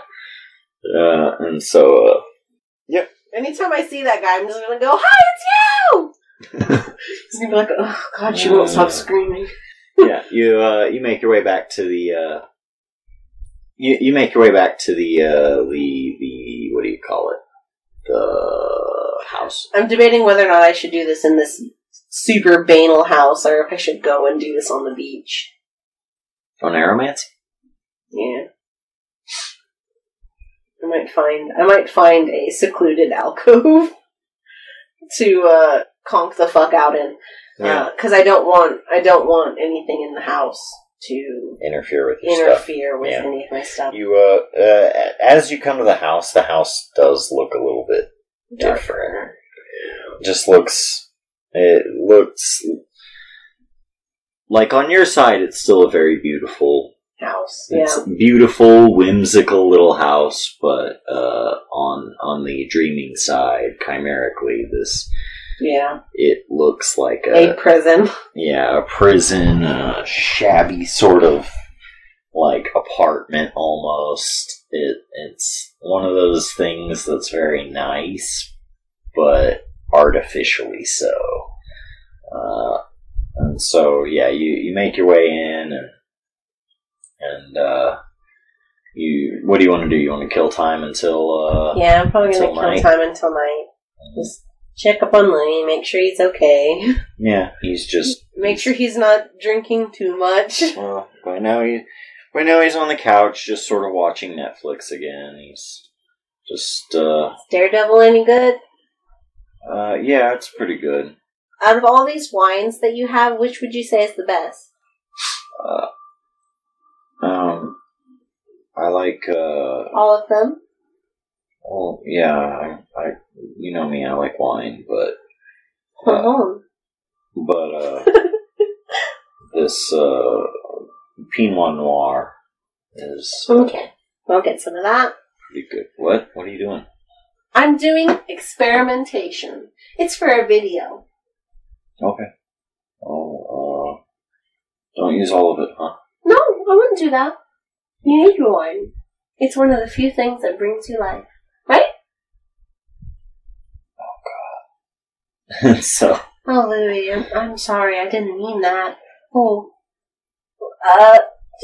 You know what you should watch? You should watch The Unbreakable Kimmy Schmidt. It's really good. Okay. Alright. You put that on, stop watching The Punisher.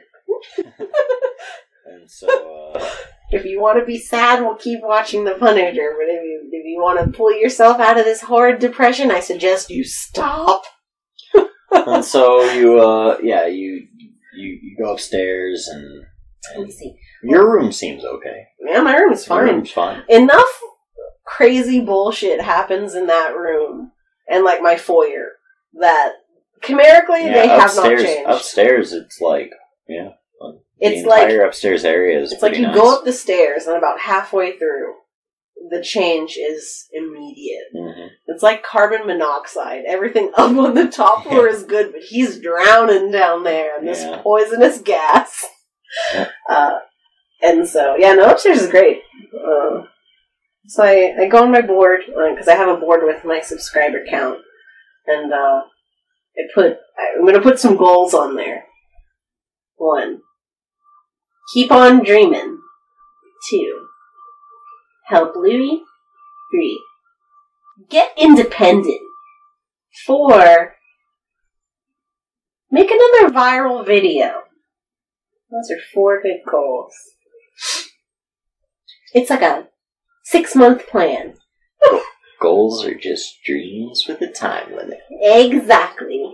These are the goals that I have, and boy am I going to complete them. Because I'm moving forward. Because I'm positive. And I get some Jimmy Jammies because I'm going to go sleep on the beach. Mm-hmm. You get them and get a pillow. I'm like, I better not take any valuables with me. Alright. So I leave most of my valuables. I'm probably still going to take my phone, but yeah. My phone and my taser. He said that if I'm going to keep sleeping on the beach, I have to have a taser. Sure. Alright, there we go. You sure you want to sleep on the beach? Do you have any juicier ideas? I have an idea that would be more mechanically beneficial. Where? I mean, I could sleep in my foyer, where I woke up. No. Well, that would probably be more mechanically beneficial. I could sleep in my freehold. Do you get extra stuff when you sleep in freehold? It's not a matter of sleeping in the freehold, it's a matter of activating an art or cantrip in the freehold. Do I get dice equal to... I believe you get dice equal to the freehold rating. Nice. And then also probably a lower difficulty because of where I am. Because of where you are. That makes actually sense. And so I'll probably do that. I'll get my little pillow. And you'd probably also be safer since, there are still homeless people who live on the beach. Yeah, but they seem nice. Right now, yeah, I guess so. Is the difference between them seeming nice whether or not the sun's out? The difference between them seeming nice is probably based on how much you actually contact and speak with them. I'm sure some of them are pretty okay. But they're not too banal. They're actually probably not very banal at all. I don't know. Free spirit, some of them. The rest are maybe. Probably, I mean, you never know, unless there's like murderers. I don't know, are murder hobos real? We're on the East Coast, yes. I'm okay, that's why I have a taser. That'll protect me from someone with a bottle knife. I look at your 1 dot of melee. That'll protect me from somebody with a bottle knife. Alright. And so, I'm gonna sneak out when I do this because it's a goddamn Saturday, and so Louis is gonna be downstairs until Sunday. Okay. So I'm probably gonna sneak out of my window upstairs. You gonna stealth it? Yeah, I'm gonna get my. You know how like in movies they have like those ropes made of like blankets and stuff. You know what I'm talking about? Yeah, we're gonna sneak out, and they like tie some blankets together, and somehow that's a feasible. And somehow that works. Yeah, somehow that works. Doesn't tear their bed apart. Exactly. And I have one of those. I tie it to the foot of my bed, and I'm like, yeah, I'm ready to go on an adventure. So this sounds more like athletics than. Let's see how I do. Fucking break my leg. Damn, I got 2 9s. Very nice. Adelaide is literally just reenacting a movie from the 80s where I just like go down so smooth. Mm-hmm. Yeah. You rappel down the house. Rappel down the house like I'm a bloody spy. Yeah, and yeah, you land and you do a little front roll. Do a little front roll. You look around. Otacon, and then I just run. Yeah. I go and I get my bike and I bike away. And so you go down the main road connecting to your neighborhood, which is just flat out Shakespeare Drive. You make your way past the little main street area where a lot of the businesses are, and past City Hall. And hi, City Hall, and beautiful City Hall Bear. Yep, beautiful City Hall Bear. Which, like, chimerically, what's that bear like? Chimerically, it nods at you. Thanks, City Hall Bear. Wink. You got it, Adelaide. You're the best. Yeah. Good luck. That bear is so inspirational.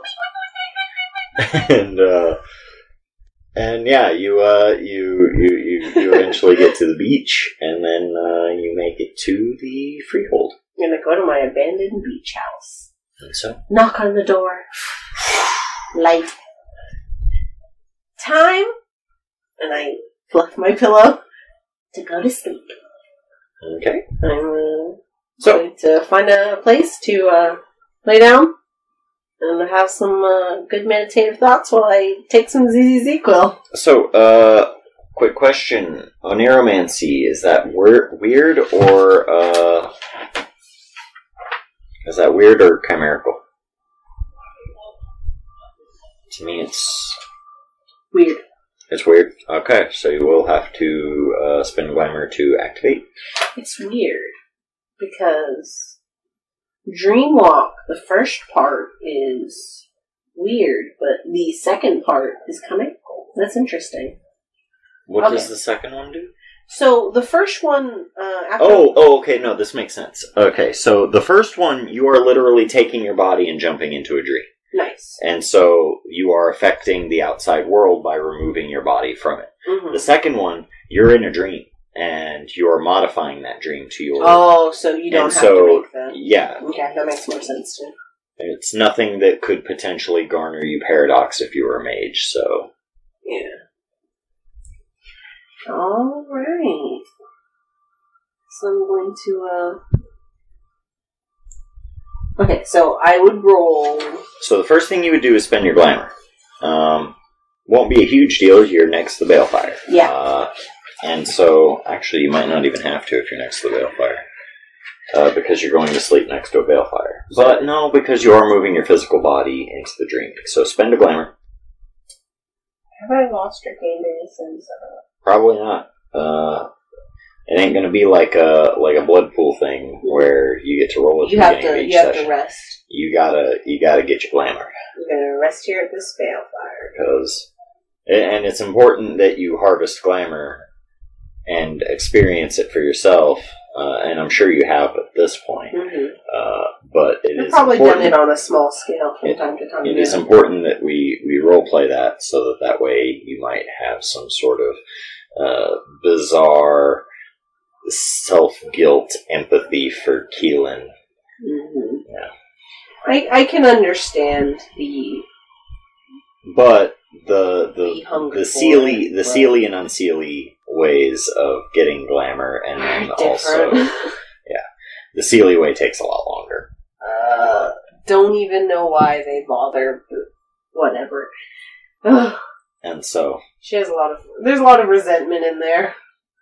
But I mean, you could always embrace your Unseelie legacy.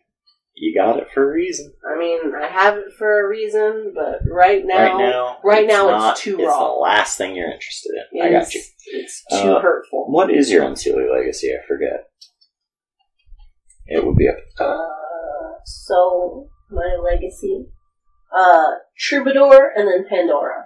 Pandora, right? Which this sort of information Yeah. based. I have this information, Makes sense. and so it all leans well into being a I'm a font of knowledge. Mm-hmm. Wink. Alright, so, do you have a bunk? And What do you think? it would actually be kind of tough. You're not in any place that there's no risk. You're not in any sort of place that I mean, nobody sees you do this art. And so, Do people have to see you?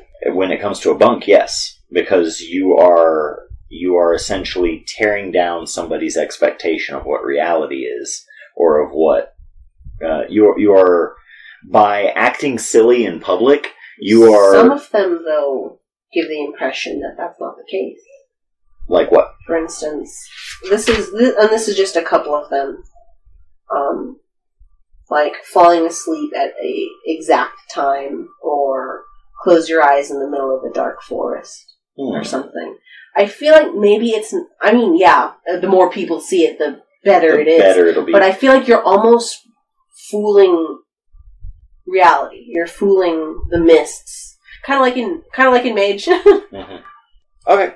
So, because nobody is going to see It's not this, gonna be as it's good. not going to be as good because you're not really affecting the potential dreamers or anything like that. But you're just. I would say whatever the bunk you choose is probably going to be like, you might get a -1. I mean, anything works. Yeah. Right? You're starting at a base. So how You're starting at a base of 8, and then, so you're on the freehold. I'll go ahead and subtract the freehold's rating. So you're starting at a base of 6. So I'm thinking before I go to sleep on the pillow, Mm-hmm. I tear it open just a little, grab a little waft of cotton or whatever the hell's in there, and just eat it, and then lay down right where the hole is. Let me think. Spend a willpower to keep it down, and we'll be square. Sure.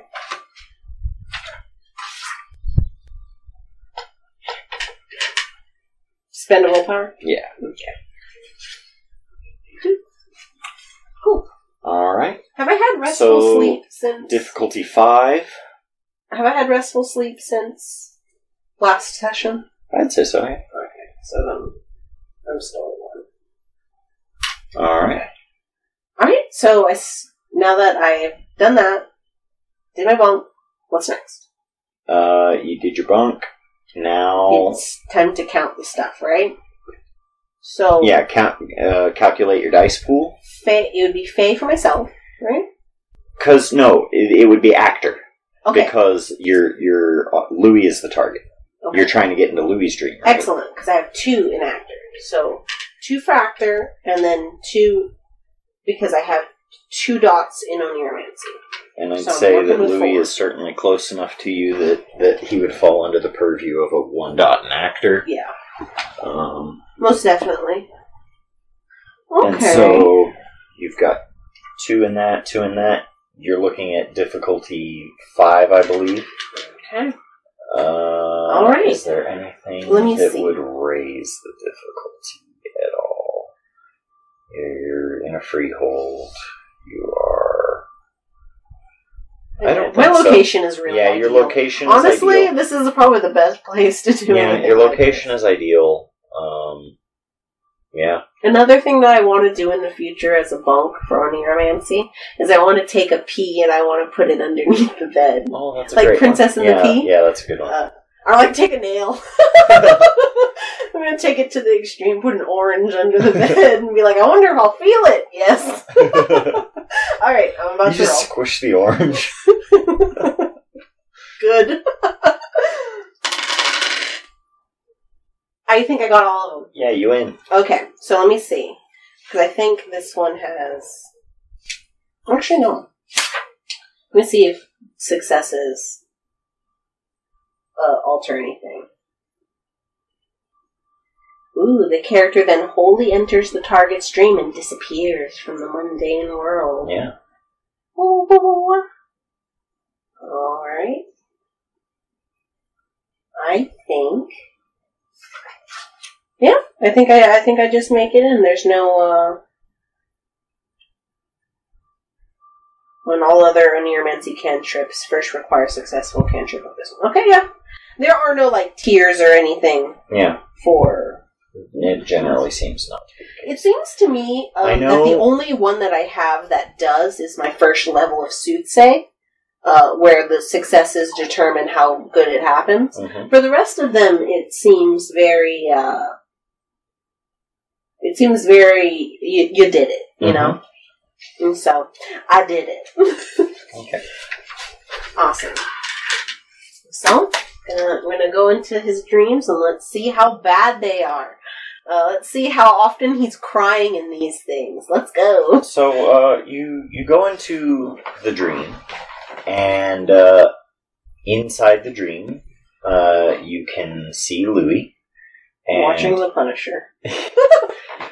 I was actually going to do that, but then no. So Louis is sitting on the couch he's sitting on the couch in this house. Yeah. And the house is very similar to your house. Yeah. But it is the original house he designed. Oh God, is it magnificent? It is. You see what he's talking about. Yeah, where it's a shadow. The house that you live in now is a shadow of the house that he had created, and it turns out the house that he had created is actually much simpler. It actually would have cost less to build, but it's better. It's more spacious. Interesting. It is more spacious. The designs are so the home design is so elegant and functional, and it's beautiful. Yeah. And you see Louis, or you think it's Louis. He's very young. Huh. You've probably seen pictures of this Louis when he was when he was young, and he's really young. He's like 10. Yeah. In this thing, and he's watching on the TV. On the TV, it shows him as him today at work, and he's watching it, and he's just sort of watching it. This sucks. And slowly the house is becoming him at work. You see how if you're like watching TV in a dream, or if you're doing something on a screen in a dream, slowly, eventually, you'll just find yourself in that space. All the time. Yeah. And so you're sort of seeing that occur, and he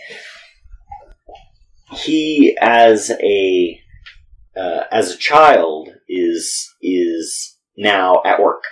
And he's sitting at a very large desk. At a very large desk. It is imposing. It towers over him, and he's looking up, but he can barely see the screen. And he's trying to type, but he's getting frustrated because the letters keep changing. And he looks back up at the screen that he's typing on, and that's not what he typed. Oh my God! One of those very frustrating dreams, and He's like, oh wait, I have something to do. I'm late for a meeting. Yeah, he's late. I'm late for a meeting. Darn it! He's late for class, and he's not sure if he ever attended this class, even though he signed up for it. And oh God, I don't have a book! he remembered going on the first day, but he hasn't been there since, and he doesn't have the book, and he's very unprepared. But he gets up and sort of walks over, and he looks up at you and says, "Hi, Addie," and he's like, "I'm going to be late." Oh, and he seems to sort of be looking right through you. You turn around and you can see you, and it's you as an adult. interesting. Yeah, it's you as an adult, and you just go, "Hi, Louie," and you give him a sandwich, and he's like, "Thanks, Addie," and he goes off into another office room and says, "Here's the report, sir." He hands him the paper. His boss looks at it. You made an F. Yeah. He's like, "You failed. You failed, Louie. It's not good enough. You suck. And it never will be. Will be. I sentence you to the dungeon." And he pulls the lever. Yeah, he pulls the lever, and he's like, "No, I'll do better." And then he falls through a little trap door. He falls through a little trap door, and everything fades to black. And it opens up again, and Louie's sitting in the house. And now it's the house as you live in it. And the house, you can tell that this is the house that you live in, even though it's not quite. Yeah. It's blockier. It's simpler. It's dumber. You can see this house for all of its flaws the way Louis sees it. Yeah.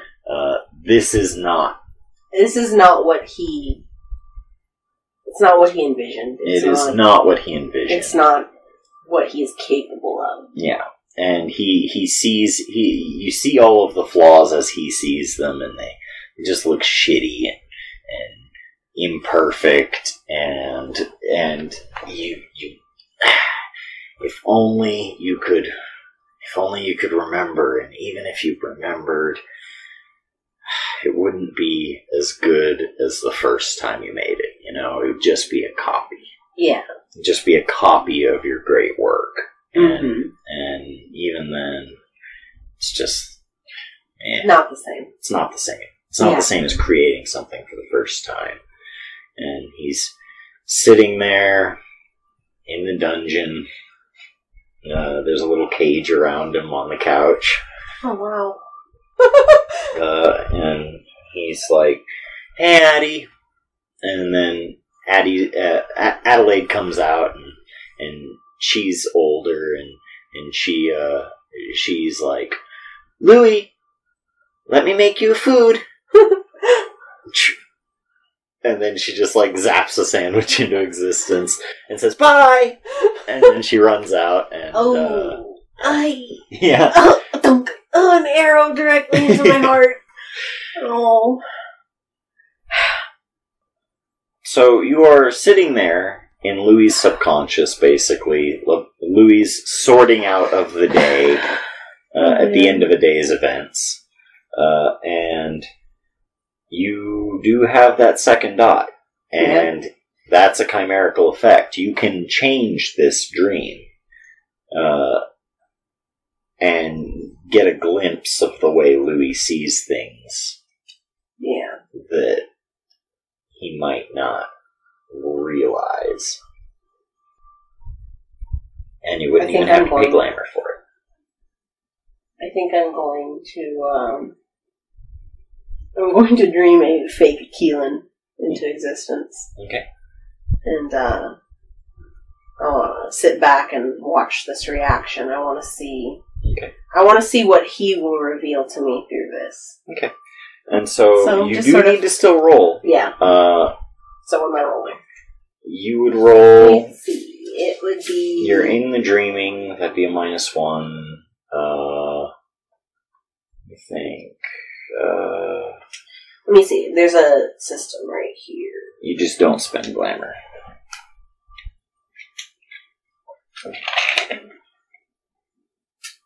It doesn't say. But it'd be the same way. Yeah, so I'm gonna roll the same. Same dice pool probably because let me think. Everything's pretty much the same. Though. You might increase the difficulty because would you be changing the scene? The thing is, okay, so we did some rules looking. Yeah, it'll be at difficulty 6 this time, unless you have a bunk in mind. Can you do bunks in? Yeah, I would think so. Oh, let me think. Well, I don't know. Does the same one carry over? Yeah, we'll say that because I don't think that the principle of bunks and why they work makes sense in a dream context. Yeah. So you'll be difficulty 6. I'm good. Yeah, you get as long 2 as I get successes, and so you got 1. So you have free reign to control this dream. Okay, so first what I'm going to do is I'm going to I have a good idea. I'm gonna conjure up one of her. It's probably not perfect. She's very, very pretty, but I do conjure up. If you conjure up your image of what she looks like, and she's beautiful. It's there. So I conjure her up, and so she's here, and Louis sees her, and sort of, he. It looked like he was just about to get out of the cage, and then he saw her, and he was like, "Nope." Click. Okay. Sort of wave her away, and then I want to come into view, where he can see me, and I come over, and I sort of lean over the cage and go, "Louis, what are you doing in that cage?" "Oh, hi, Adelaide. Wait, didn't you just leave?" "I came back just to say hi to you. I want to spend the day with you." "Oh. Come on, okay. Let's come out of this cage." "Coming out of my cage and I am doing just fine." Gets out of the cage and what are we doing in this house? We should go to the much nicer one. "Oh, I got banished." "You got banished from that house?" "Yeah, I got an F on my job." "Oh. Well, maybe next time you'll do better, but all you can do is look forward." "I guess so."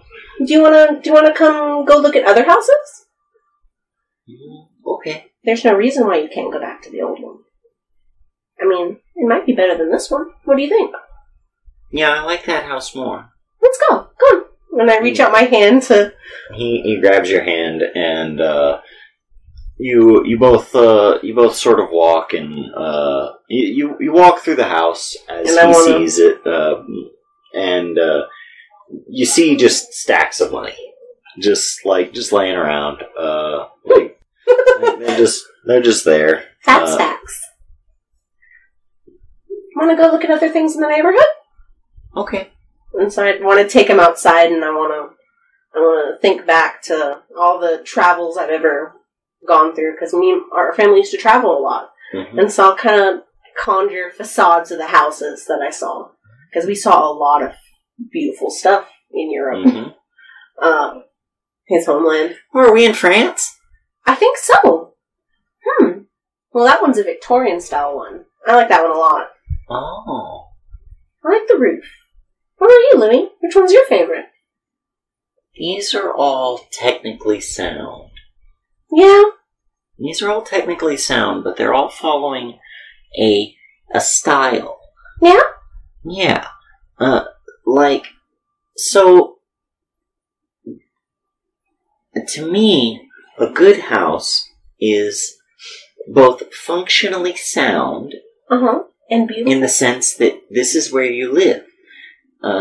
It's a nice place with good spacious areas to build memories. But on the outside, it should also be artistically eye-catching. Victorian mansions are great, but they've been done before. They've been done ad nauseum, really. Oh, yes. I prefer something maybe a bit more modern, but still having a kitschy sort of look to it. peachy sort of look. Kind of like the house. Kind of like the house that we live in. But not quite. Yeah. And so I kind of try to recall a little bit of the house that we were in earlier in the dream. And sort of like wave the hand to change the scenery a little bit. Whoa. So something like this, maybe. What do you think? This is closer, but I would lower the roof. Like this? And I lower the roof. Wow, that's really cool. How do you do that, Adelaide? I can do anything. Because you can do anything. Pretty much anybody could do anything that they want. Wait a minute, is this a dream? Probably. And you start seeing the world sort of fall apart around you. The way it tends to when you realize you're dreaming. Oh, he's about to become lucid. Wait. Wait, I think I know what to do. He starts spinning. He starts spinning around, and as he's spinning, the world is changing rapidly. Oh. Like, he's looking around, and you can almost see things through his eyes. You can see his cone of vision, and as he's spinning, the things in his cone of vision, even you start, like, going around, yeah. And eventually, he's standing outside of City Hall. I think I've got it. What do you think you got? I'm lucid. Oh, you're lucid dreaming? I think so. Awesome. Do whatever you want, man. Hold on. I gotta be careful, though. If I... Oh, yeah. I gotta be... Wait. Am I a boy? I don't know. You're whatever you want to be. Gender Gender is a construct, Louis. He's gonna wake up and think, gender's a construct. Why did I think that? He's like, wait a minute. Okay. I'm lucid. The house. And, okay, I gotta be careful about how I do this. Because I might wake up. And so he starts sort of spinning around. He's not focusing on any one thing for too long. It looks like he's kind of practiced at this. Yeah, like he used to lucid dream a lot. Yeah. And he probably hasn't done it in a while. No, not since the trauma. And he walks into the City Hall building, and inside is the house, as he has imagined it, as it was meant to be. Oh, wow. Yeah. Yeah. It was beautiful. Still is. Yeah. Will you take me to the foyer? Oh, yeah. And, go upstairs. Takes me up to the foyer. Go upstairs, and in the foyer, he's got, this is a room of mirrors in a very different sort of way than it is for you. In your room, in reality, there's a lot of sort of standing mirrors set up throughout the room. And there are a few of them in here. But most of them are on the wall. And they're all along the wall. Oh, like they're almost in a dance studio. Not quite a dance studio, because this is more of a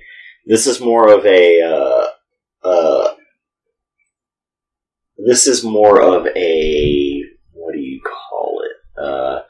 When you see a lot of paintings on a wall, like so you know the paintings in Hogwarts, yeah? When they're walking up and down the stairs and they see the wall of paintings with the ghosts.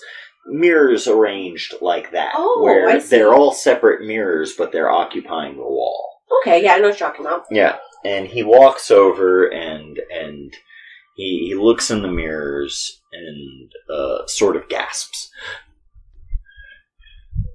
It's beautiful. You look through the mirrors and you can see Keelan. Huh. And she's tearing it up. But you're seeing Keelan as she is. Yeah. Fae form.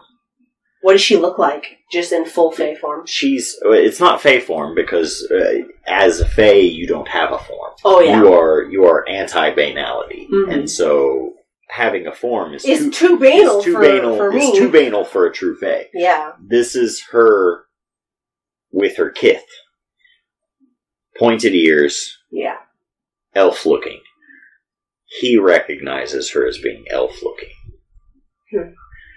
And so she's tearing up the house, and as she tears through a page of the house, you can feel the ground sort of crumble beneath you.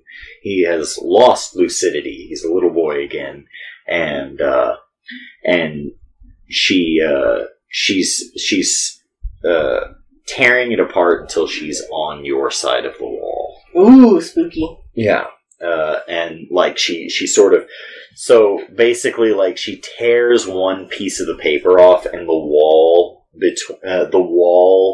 disappears, but the image in the background of the mirrors don't. And so the wall's out of the way, and she just kind of pushes the mirrors out of the way. Ooh, she walks through spooky girl. She walks through it, and she's laughing.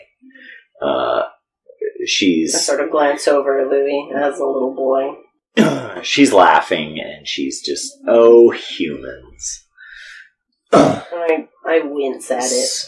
Oh, humans, so petty, so weak, so easily destroyed, so easily eaten for all of their value.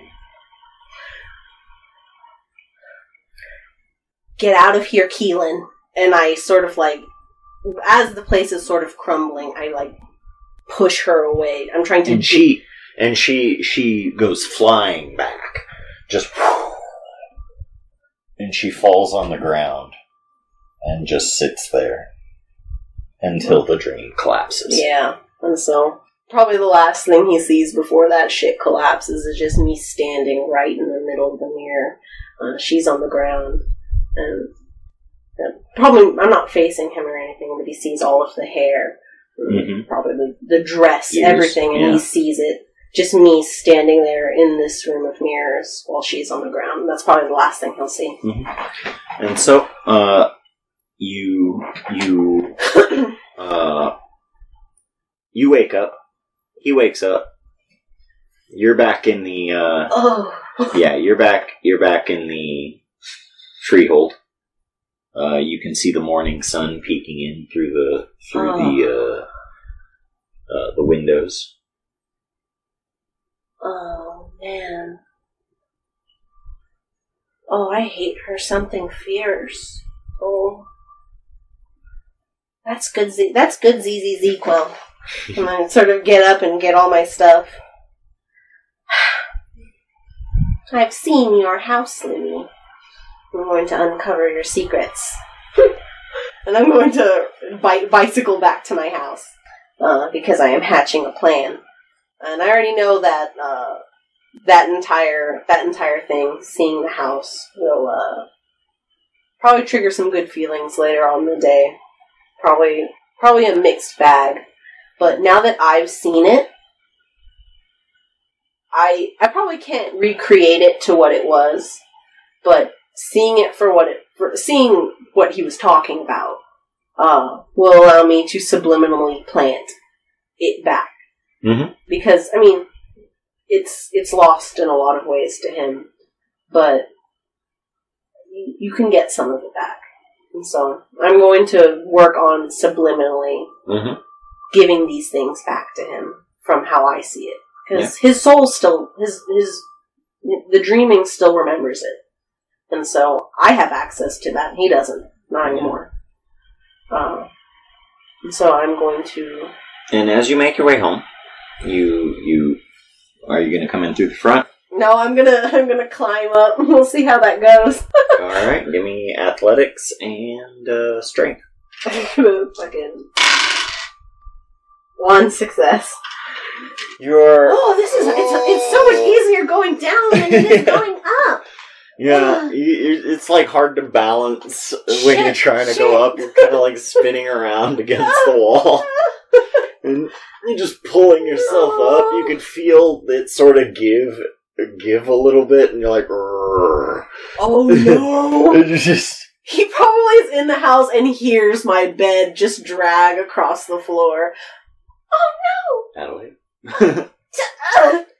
And so, like, you can see him get up and you see my feet outside of a window. Yeah. I'm like, no! You climb back, you climb back up over the window as he walks past it, and, you make it inside and just lay on the floor. Oh wow, my shoulders. Yeah. Oh, that's gonna hurt. But I did it. Alright. Then go downstairs and see how Louie's doing. Yep. You make your way downstairs, and Louie cooked breakfast. Louie! You made breakfast. Oh, hey Adelaide, do you want some? Yes. I would love... What are you doing up in your room? I was... why? Well, I heard... Sounded like maybe you were moving the bed. I was moving the bed. You've got to be careful with those hardwood floors. Oh. You're going to scratch them. Of course. I'm very careful when I move beds. It didn't sound like it. Have an egg. I'll take your egg. Oh, do you offer me an egg in these trying times? Sure. I look at him expectingly. Sure. I love eggs. Yes. And, yep. And so, you hear, in the background, the news is playing. And,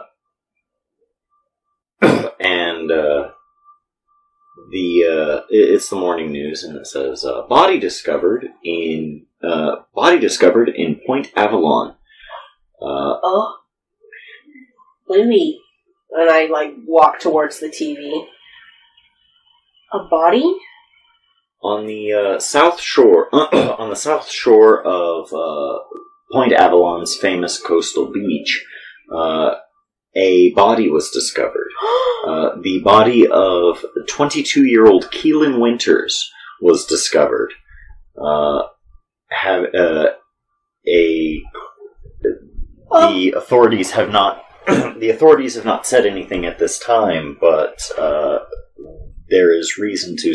We understand that there is reason to suspect that she was murdered. I turn very slowly, open-mouthed to Louie. Louie? What? We just saw her yesterday. Oh my god. She was... I finish up my egg. There's no way. What? Murdered? Oh my god. Oh my god. Wow. I wonder... Oh man. I wonder what happened. Adelaide? I wonder if her stuff got up to her. I wonder... Oh no. Oh my god. Crunch. So I finish up the egg. Adelaide, where were you last night? I was sleeping on the beach. And we'll stop there. He's just like, please tell me you didn't murder my ex. Yeah.